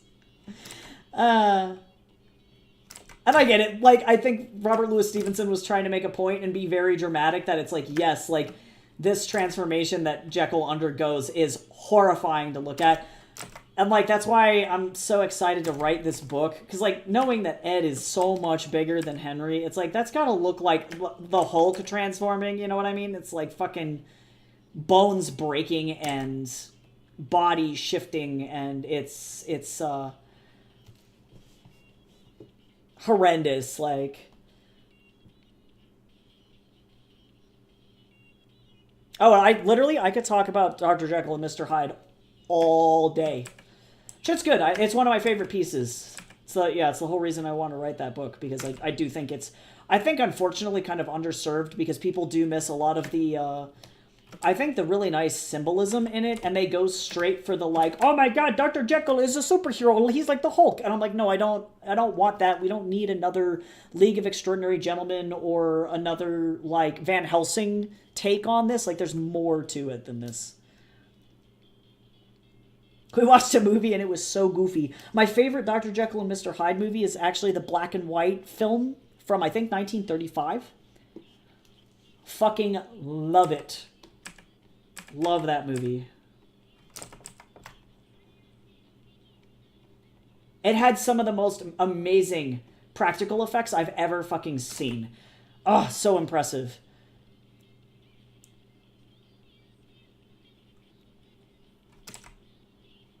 I'm so mad, too, because, like, funny that you mentioned, like, Dr. Jekyll being the personality. Interesting story about how I also wanted to write a superhero fiction called, I think at some point it would be called Switch. And it would take place in a world where effectively people are given superpowers and they fall into like 3 different categories. It's inspired a lot by the game mechanics of the tabletop role-playing system City of Mist, if you've ever seen anybody play that game. But effectively, you either get one of 3 categories for superpowers. First is like effectively elemental magic. The second is, and I guess to be clear, the elemental magic is powered by typically like some kind of like folk force. The second category is gods. So you're not a demigod, or you're not the god themselves. It functions a little bit differently than that. And then the third category is folk hero and fiction. And so if a fictional character has achieved such notoriety that they are kind of a legend or like a god within their own right, then that is that third category. And so effectively people get a seed of this personality. It's called an archetype planted in them. And you then are at war with this archetype trying to take over your body the entire time. So when I was playing, I played a character named Nathan, who his archetype was Dr. Jekyll, and he had Henry in his head since he was like 8. And it was wild because normally your archetypes can't talk to you. So like, for example, say you're possessed by Zeus, right? Your archetype is Zeus. Zeus can't talk to you, but what's interesting about how the archetypes work is that, like, as you as a person slowly undergo trauma, your archetypes become more apparent. And so your superpowers effectively unlock by you having really bad shit happen to you. And what's interesting is that typically in traumatic situations, people do things that they normally wouldn't do. But in the case of if you have archetypes, then you typically are going to react in a way that benefits the archetype. So say you have a situation where you're being mugged, right? And you have that Zeus archetype. Zeus is a fighter, right? Zeus is a king. And so he's not going to leave that situation without winning. And so all of a sudden you, who might be a pacifist, turn around and you kick the shit out of this person who's trying to mug you, right? And you win that fight. That kind of sways, it chunks your own soul effectively in the direction of the archetype and away from yourself, which you slowly start to lose your grip on who you are as a person until effectively at some point you then become, we made a joke about it while we were playing the game, but you become, quote, fully turned. That was a phrase from Ed Hyde himself, so thanks, buddy. Yeah, fully turned. Anyway, where unfortunately the original person in that body completely dies, and then the archetype 100% takes over. So then Zeus becomes self-aware, realizes that he's been trapped inside a mortal body for however long, gets pissed, and then all that's left is Zeus. And unfortunately, the original person that is in there can't come back. There's no, like, returning from that state. But what's interesting about Nathan is that because it is Henry Jekyll that's there, and Henry had already existed in a state of being trapped in somebody else's head, i.e. Ed's head, he effectively went from dying at the end of Dr. Jekyll and Mr. Hyde to suddenly being trapped in an 8-year-old, and so spent his entire life inside this guy's head, acting kind of as a mentor and as a, I guess maybe kind of like an older sibling role to Henry, until he decided that he was, or to Nathan, pardon me, until he decided that he was just fucking fed up with it. And Nathan has some kind of, like, destructive tendencies, like really bad destructive tendencies, because he's got unchecked, unfettered ADHD and a severe anxiety disorder. And so at some point, Henry was just like, no, dude, you're gonna fucking kill yourself, and you need to get your shit together, and if I have to take over your body to do it, I will do it. And so that led to a lot of conflict in Nathan's life. It was an incredibly fun tabletop experience, and I would love to write an entire book about what led up to the tabletop role-playing experience, where effectively Nathan is trying to figure out if he has some kind of dissociative disorder, but knows full well, because he's a very educated person, that, like, what's going on in his brain doesn't really line up with either dissociative identity disorder or other dissociative disorders that he's familiar with. So that's really stressful. And then on top of that, also, other things come along with Henry that are unexplainable by scientific means. So he spends most of his life, or up until a specific point, 100% being completely skeptical of his own abilities. Because for him, he's just blacking out, and then all of a sudden his dishes are done, and he's like, what the fuck is going on? You know, he's like, I don't get it. I don't understand. But he doesn't realize that, like, Henry, like, has agency, I guess. But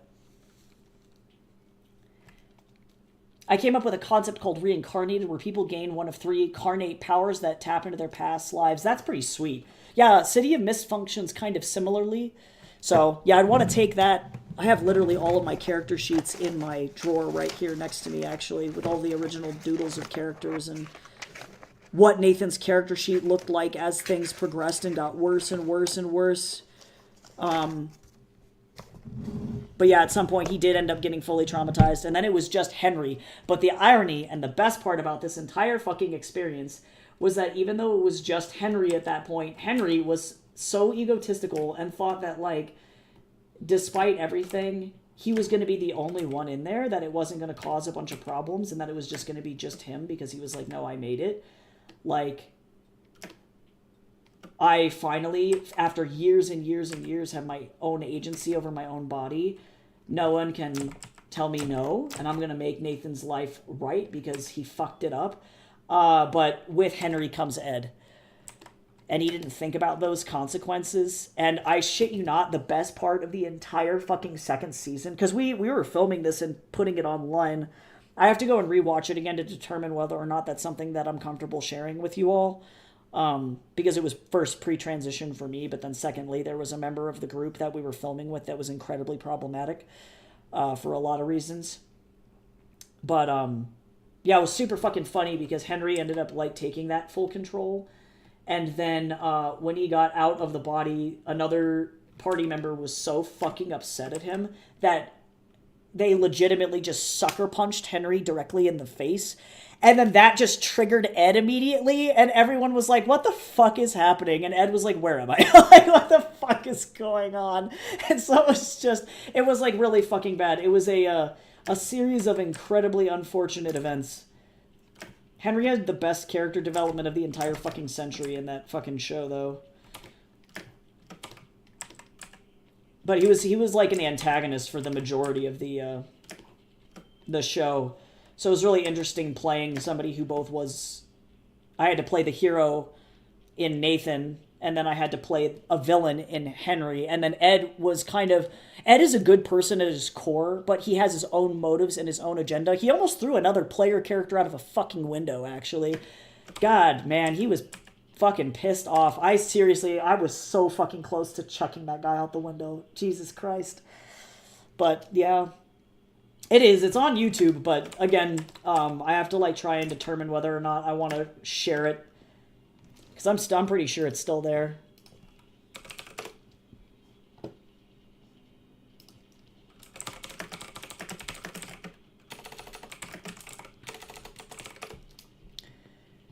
Yep, it's still there. All of them are still up. So I'll think about it. I have to go and like watch it again. Yeah. Well, what's crazy is when you're playing a character that's quote fully turned, they have insane abilities, and so like Ed literally walked through an entire building, and I shit you not, in like one swoop, just like killed 40 or 57 people. They were like gang members, so they weren't great people. Ed did not give a shit because he had a job to do. He was like doing a job for another character to make a bunch of money. But he did not give a shit. And he walked through, and it was the most insane gameplay experience I've ever had, because it was like he was taking bullet after bullet after bullet, and after like playing Nathan for so long, for months, where, you know, Nathan is very vulnerable and couldn't really take a lot of hits, and then all of a sudden it was just like fucking unstoppable, was terrifying. Terrifying. Like, the only thing that ended up stopping Ed was a literal war god. And it was so scary. It was so fucking scary. But what's great, too, is that what ended up happening as well is it wasn't just Nathan and Ed and Henry, but Nathan himself also, like, by the logic of this world, like, at least in my brain, Ed was developed because in Henry's mind, he was like, this is what I need. This is the thing I need to vanquish evil and to make the world a better place. And so it created Ed, which, yes, he vanquishes evil and makes the world a better place. He's just very violent while doing so. And Nathan, in his brain also, Henry was trying to replicate the serum in a desperate attempt to take control of that, of Nathan's body. But what he didn't realize is that, you know, because he replicated his own serum, that means that he gave Nathan then the ability to do the same thing that he did, which was, you know, create an alternate person, or the thing that Nathan needed to protect himself at the time, which happens to be this absolute fucking teddy bear of a guy named Faraday. So there was like, literally, it's like 4 dudes, 1 body, and it was a disaster. It was a fucking disaster. It was definitely the role-playing challenge of the century. I had to like sit there and be like, okay, 4 people, one space, 1 set of dice. Ed, where am I? Who am I? Who are you? Yeah, Ed was very calm in the entire situation. He's like, if you punched Henry, you're a friend of mine. Because he was fucking pissed at Henry at that point, too, because Henry took his entire life away from him. So if Ed can make Henry's life just a little bit more miserable.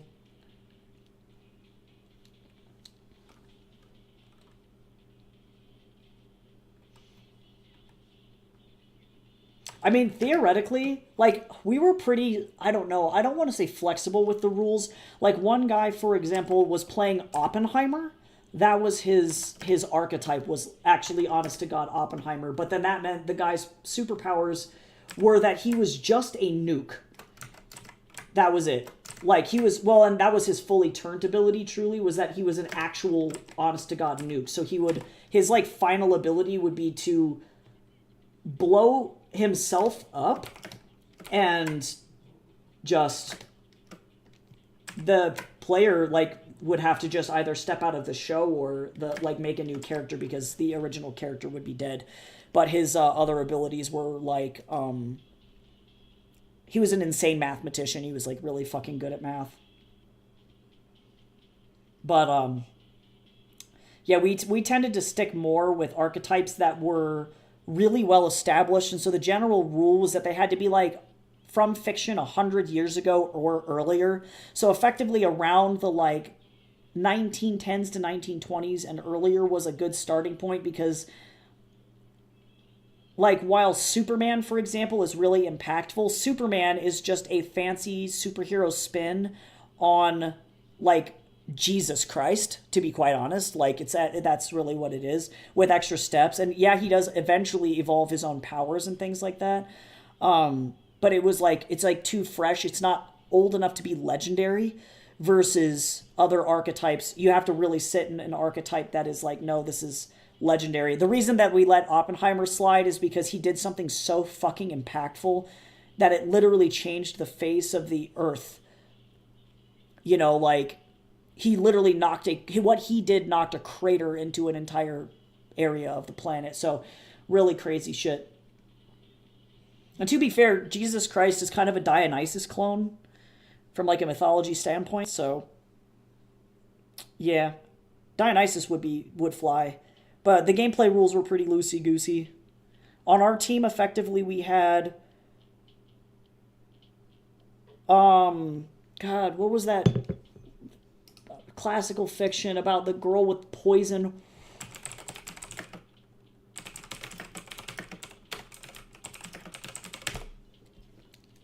Rappaccini's daughter. That's what I'm looking for. So we had Rappaccini's daughter, so she literally could control bees and was like...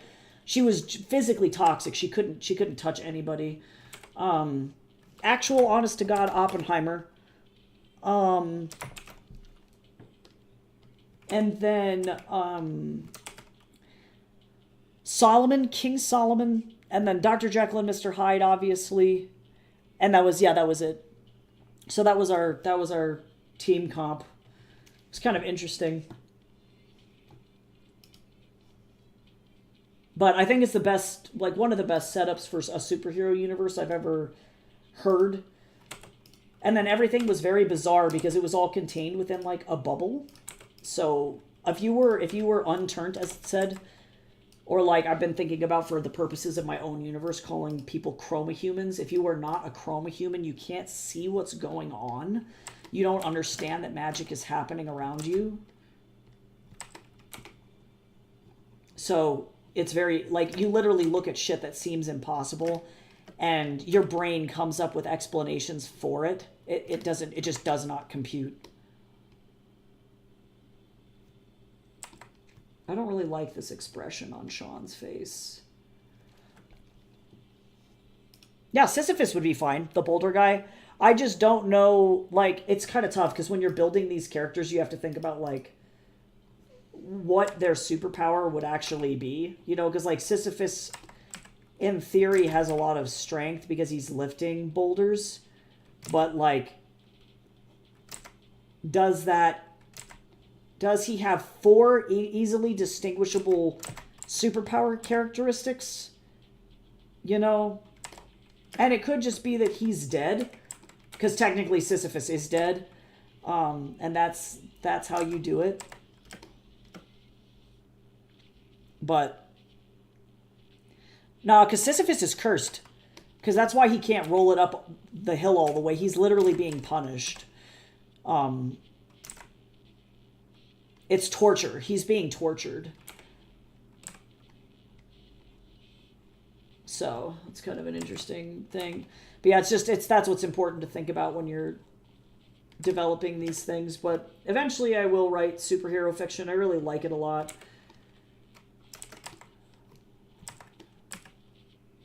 Yeah, Midas is doable. Midas is a real thing. Nathan's dad, for example, was the actual demon Mammon. So, but his mom was unturned. So, kind of wild, because she then, unfortunately, was just completely unaware of all the shit happening to her. She was like, wow, that's fucking crazy. And then shit happened. Like, that was just it.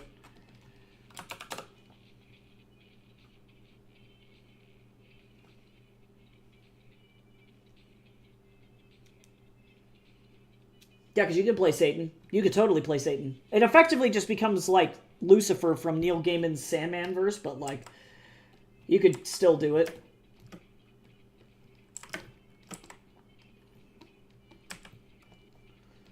But our goal was to like try and step into the foray of professional tabletop RPG production, which I think we were successful at it. The interpersonal shit was just oh, I've been working without music this entire time. Guys, terrible. Why didn't y'all tell me? Y'all didn't say anything. You've been stuck in silence this whole time. But, yeah, the interpersonal shit was really unfortunate. I'm still sad that it even happened. Yeah, Badger, definitely keep me updated, because I would love to... I can't wait to see what you cook up.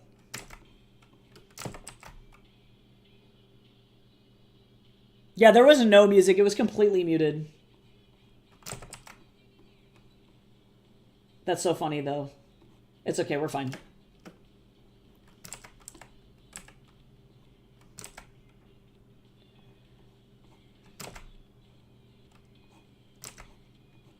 Yeah, I just love Nathan so fucking much. I wanna be able to honor him. And I feel I was so honored because like with our show, it got to the point where people were writing fan fiction of our stuff. Oh, bye, Badrick. Yeah, see you later. I'm totally on track.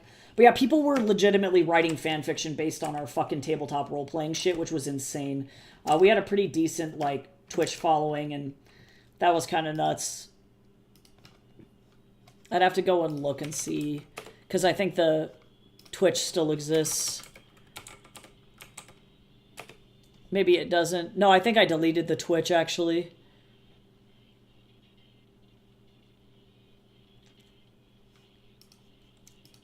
So I guess I had the ability to shut that down. But yeah, I'll have to let you know, because the reason that I'm hesitant to share it with anybody is because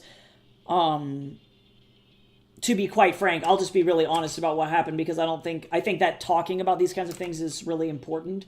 But one of our castmates sexually assaulted Jace, and was very physically uncool. And thankfully, it wasn't anything super severe, but it was enough that we were like, nope, we have to literally fire you from the show. And it was a shame, because the person had been one of our friends for a very long time. Like I had known him at that point for like 6 years. So it was incredibly disappointing having somebody who we trusted abuse their proximity to somebody, especially because like right after that, Jace and I started dating. He also did that shit while most of the cast, we were out of state. Like half of us were out of state to go to GameCon to try and shop tabletop games, board games, because that was what we were going to do. And so he literally knew that while we were not there, he could do something literally horrendous.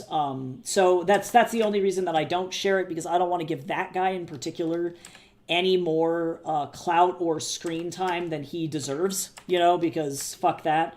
And unfortunately, even after we tried to have mediation and talk to him about what he did and like why what he did was wrong, even afterward he like doubled down and was like, man, friends are so fucking petty, they destroyed my entire friend group because of petty shit. And it's like, dude, you assaulted somebody, like you're so fucking stupid. So it was really unfortunate, and I'm still partially traumatized by it, not because anything happened to me, but I also think about how the reason that Nathan even ended up coming about, and like I know me and Callahan have joked about how like we're like, he's like my fucking self-insert, but like,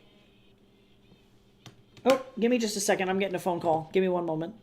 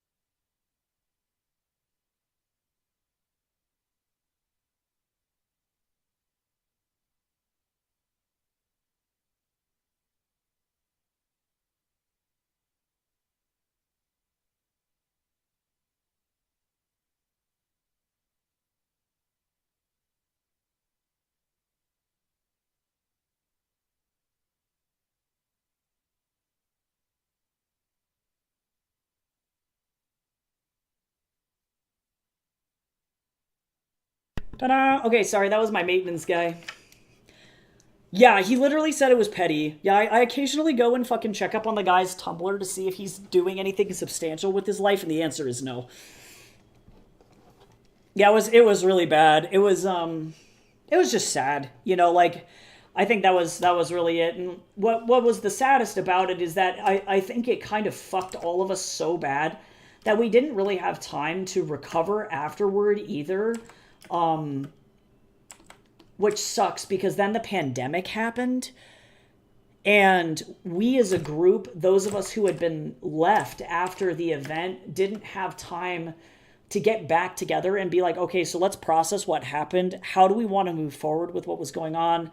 And then also on top of that too, I recognize that like, I was at the time during all of it dating the guy who was one of the show's producers, and he was the dude who played Rappaccini's daughter. And I started to transition because of the show, actually. That was a major reason why I ended up doing that. And he's straight. So we were also going through a breakup. Granted, it was kind of a smooth breakup, and it was not the worst. It could have been much worse. And then Jason and I started dating kind of around the same time, so I don't know if then he thought that I was rebounding to Jace. So there was a lot of interpersonal shit that was like going on at the time. And then of course our DM too was just absolutely fucking so upset that any of this had happened. Because she felt partially responsible, which it was definitely not her fault at all. At all. Get out of here, bot. Be gone, demon. Oh, look at that. Moderator already got it. I'll report it, though. Oops. Boop. Get out of here. Okay, there we go. Nice work, Lur. Good job. But yeah, it was just, all in all, just kind of a bummer. And we didn't really recover. And then on top of that too, I was undergoing, during that time, I was severely impacted by my generalized anxiety disorder at the time. To the point where I was actually actively having panic attacks on set. So everything that Bo Burnham has ever said, I relate to so intensely. It's really difficult when you're trying to do your own work, and you are legitimately actively having panic attacks at your workplace. It's like it's really hard. And when the work should be fun because you're doing tabletop role playing, like it should be fun, and then it's not because you're literally just actively dissociating while trying to do your work. Fucking horrible. Would not recommend that to anybody. So I have to go back through and see if I can stomach handling it. I was thinking about tackling that sometime later this year, to be honest. Or maybe next year. I don't know, when I'm in like a better space. But I'm sure that watching it back, you can see me, like I guarantee you can see me doing like breath exercises and stuff at the table to make sure that I'm not like literally hyperventilating. So that was cool. And you know, you handle it the best way that you can. And I recognized that it was like, if somebody had asked me at the time, I don't think I would have been like, are you disabled? But I recognized that like, yeah, I was. You know, it was very intense. I've done a lot of EMDR dealing with the trauma that I was freaked out about at that time. And for me, I think the situation with my coworker is very cut and dry. I definitely don't have a lot of like anything more to really say or feel about it. Because ultimately, it's pretty straightforward. You know, it's like, don't fucking assault people, right? Like, it's God, it's easy. Not hard to figure out.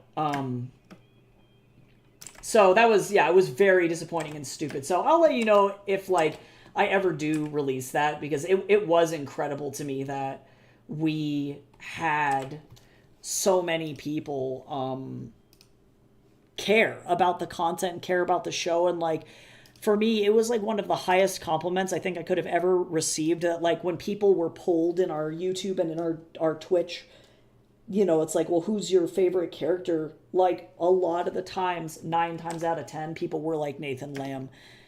And when asked why, they were like, well, it's because he's relatable.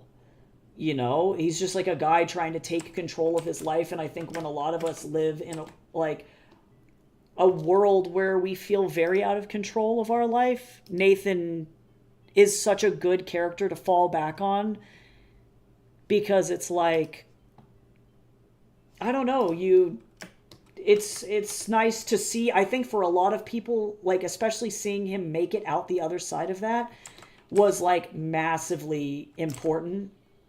So I'm glad that I did get to bring that hope to people while I was like literally suffering.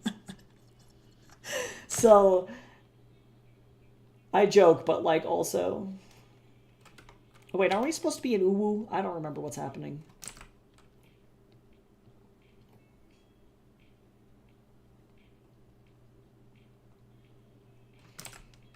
Yeah, it was definitely like generalized anxiety disorder is a difficult bitch to deal with. It's because I think people just assume it's like, oh, you just are panicked all the time, you're anxious all the time, and I don't think they really understand what being that level of anxious means. Like, and I guess that's really where I was drawing a lot of my inspiration for Nathan, and then also for Henry by proxy, because you have a very physical reaction to what's going on around you, and you yourself don't feel like you are panicked. Like logically, you know, your brain knows like you're not in danger, nothing is happening to you, nothing is, you're not being attacked, but your body doesn't know that. It can't tell the difference between what's happening and what's not happening. And so it puts you, it's a very out of body experience. Like they say that they describe it as being out of body. And I definitely would agree with that, where it's like, no, it feels like you are literally being RC controlled by another person, and you can't get it to stop. You have to just like let it run its course. And that can take minutes, that could be seconds, that could be hours of you just like, yeah, being in a completely different place. And so yeah, it was at least relatively cathartic for me to be able to get to play a character that had such a good outcome, such a good story from that.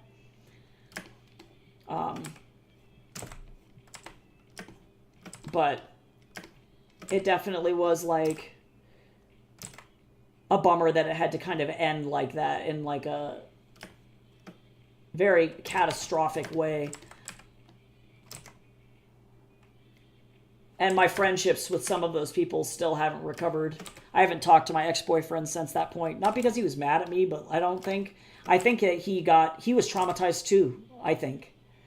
I think we all were. He like deleted his Facebook and like vanished off the face of the earth. And I know where he works. He still works there. And if I go and teach on campus at RenCAD, I will also be there. So trying to figure out if that's even possible, or if Jace can like drop me off at work, or if I just have to tell the lady at the school that like I can't drive because I'm going to be getting off of seizure meds, and then just avoid the awkward situation altogether. But to be fair, that school campus also kind of traumatizes me. And that was like the whole reason I was so panicked while filming everything. But also Donald Trump too. So things have recovered slightly, but like in the grand scheme of things, things are nowadays really about the same. So it's kind of wild. Life's a cycle or something. Hydrate. I'm almost through my first cup of tea.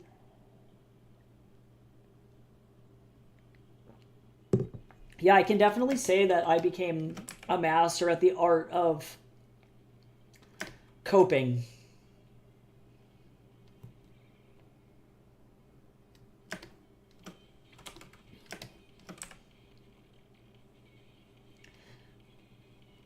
But I love Nathan to death. And I love the universe as well. Ultimately, the way that I would want to go with that, though, is that I would rather have the universe be fully exposed. So rather than how it works in City of Mist, where you have people effectively protected by the mist. In other words, like, people don't know that superheroes exist. They just think that crazy shit happens. Like, if a town gets leveled, for example, it's because of a natural disaster, not because of a superhero, right? Oh,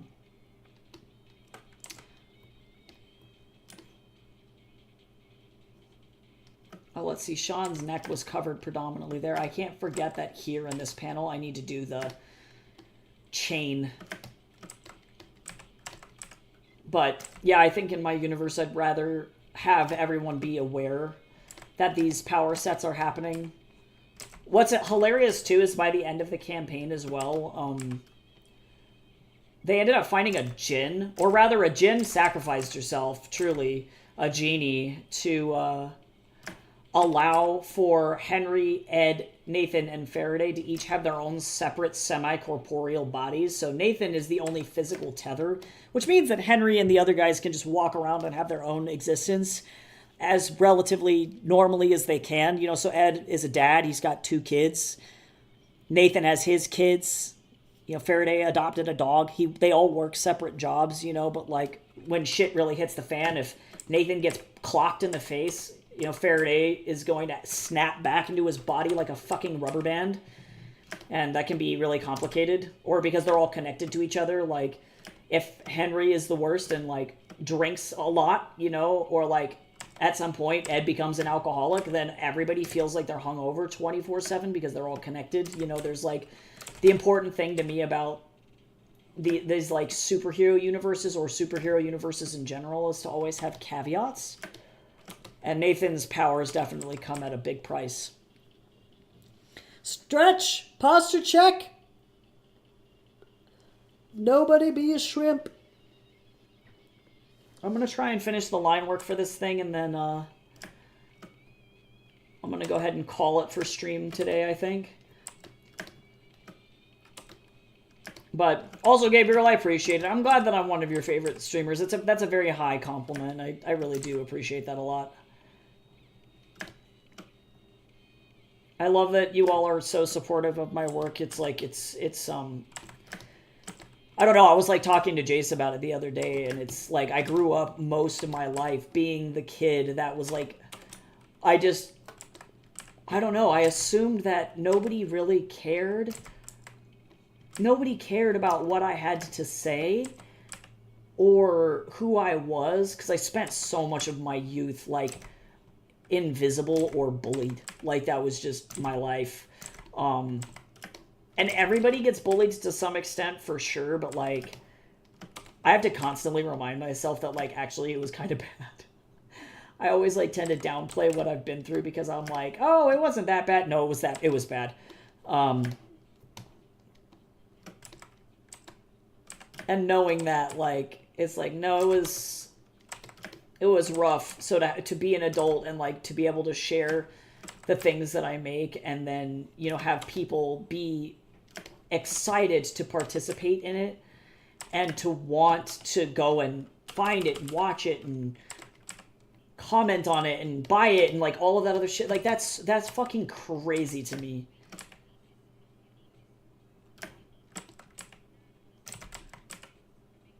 I constantly feel like I make shit and I'm like, nobody's gonna care about this, and then, like, people, like, leave crazy reviews on my books or, like, with this comic, like, to know that people are reaching out to me on Etsy being like, where's the next bit? It's like, oh my god, like, that's crazy. So yeah, I don't know, I definitely have mad imposter syndrome. Mad.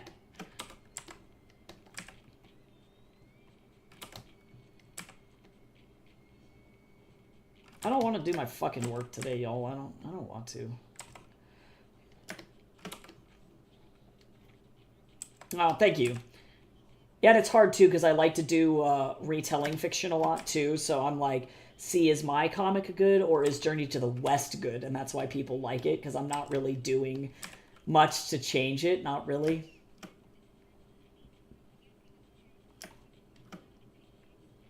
But I can't acknowledge that the execution is at the very least good, so...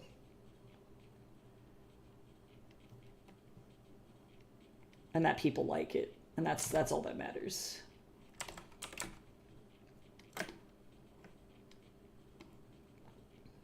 Guam. Don't you just love it when your eyes become a laser beam?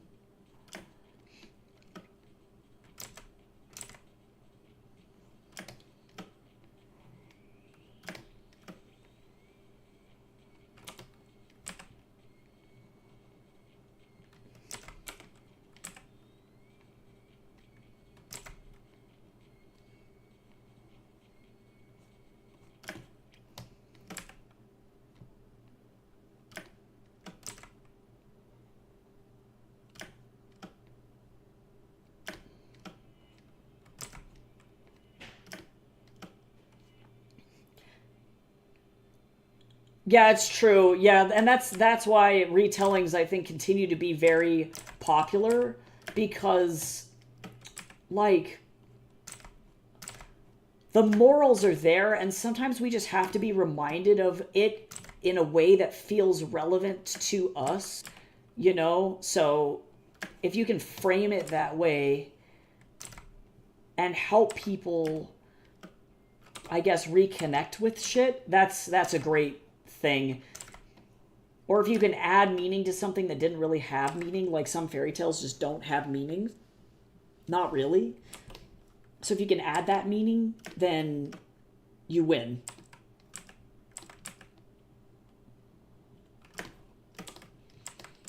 Change the game.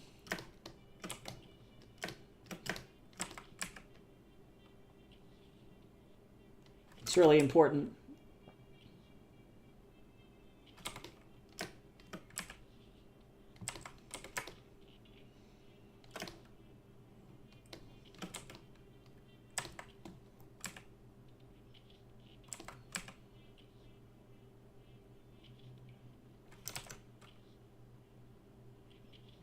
But I guess that's probably why I'm attracted to retelling fiction so much, is that I believe Joseph Campbell, Hero with a Thousand Faces, he said it the best. Oh, actually, I need to think about this.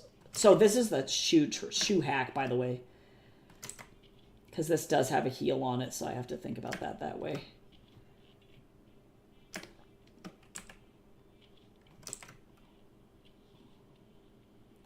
But he said that, you know, the story has already been told 1,000 times. So, all we can do is tell it again and tell it better.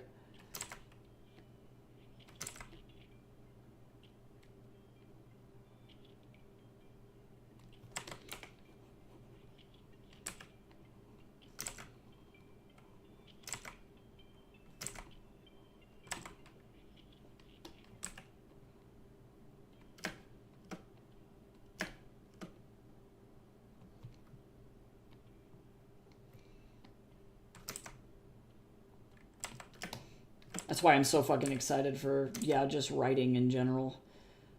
I can't. I know that there are people out there who desperately need to be reminded that they matter and that the shit that's happened to them doesn't define them in that way.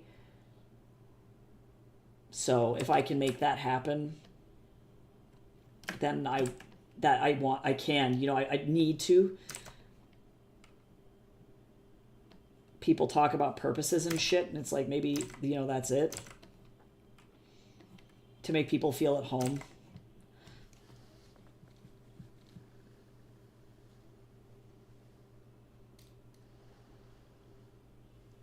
Yeah, true. You're right. You're so right. Yeah, you have to just, well, and some people just straight up, like you're saying, just may not be familiar with things that can benefit them, or maybe they just never thought about some shit in a way before, you know? And like certain stories from different cultures around the world are hugely impactful, which is like, for example, what I love about Journey to the West, because a lot of people in the West don't tend to have a Buddhist mindset. But the lessons learned from Buddhism are so hugely important that I do think that people need to be reminded that it's like, yes, you can handle things through peace, but sometimes you have to fight. And that's what Sean learns, is that she can't just be a 100% pacifist. She has to let other people be her shield. And that's okay. You know, like, it's okay.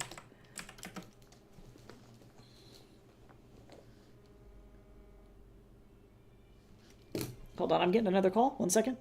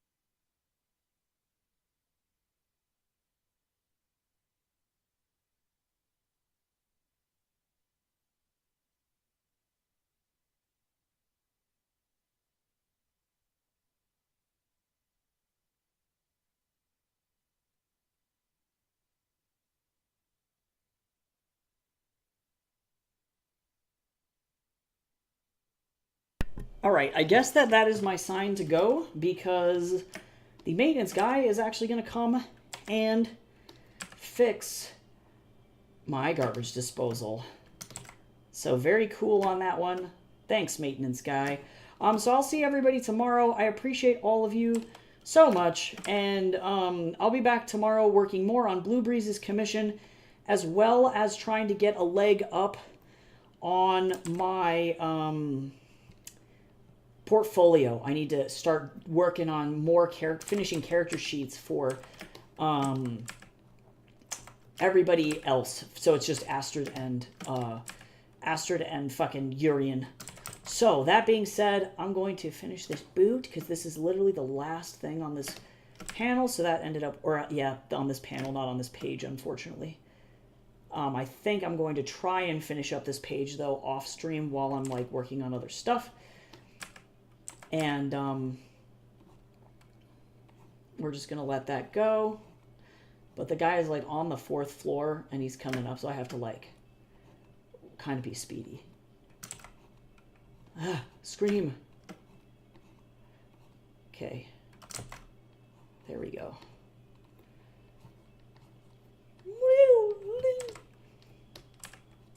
Fantastic. Okay, great. Guam! She float. So I'll remember where I'm at the next time we stop around. So yeah, thank you so much. I appreciate all of you, and I will see you tomorrow. Bye-bye.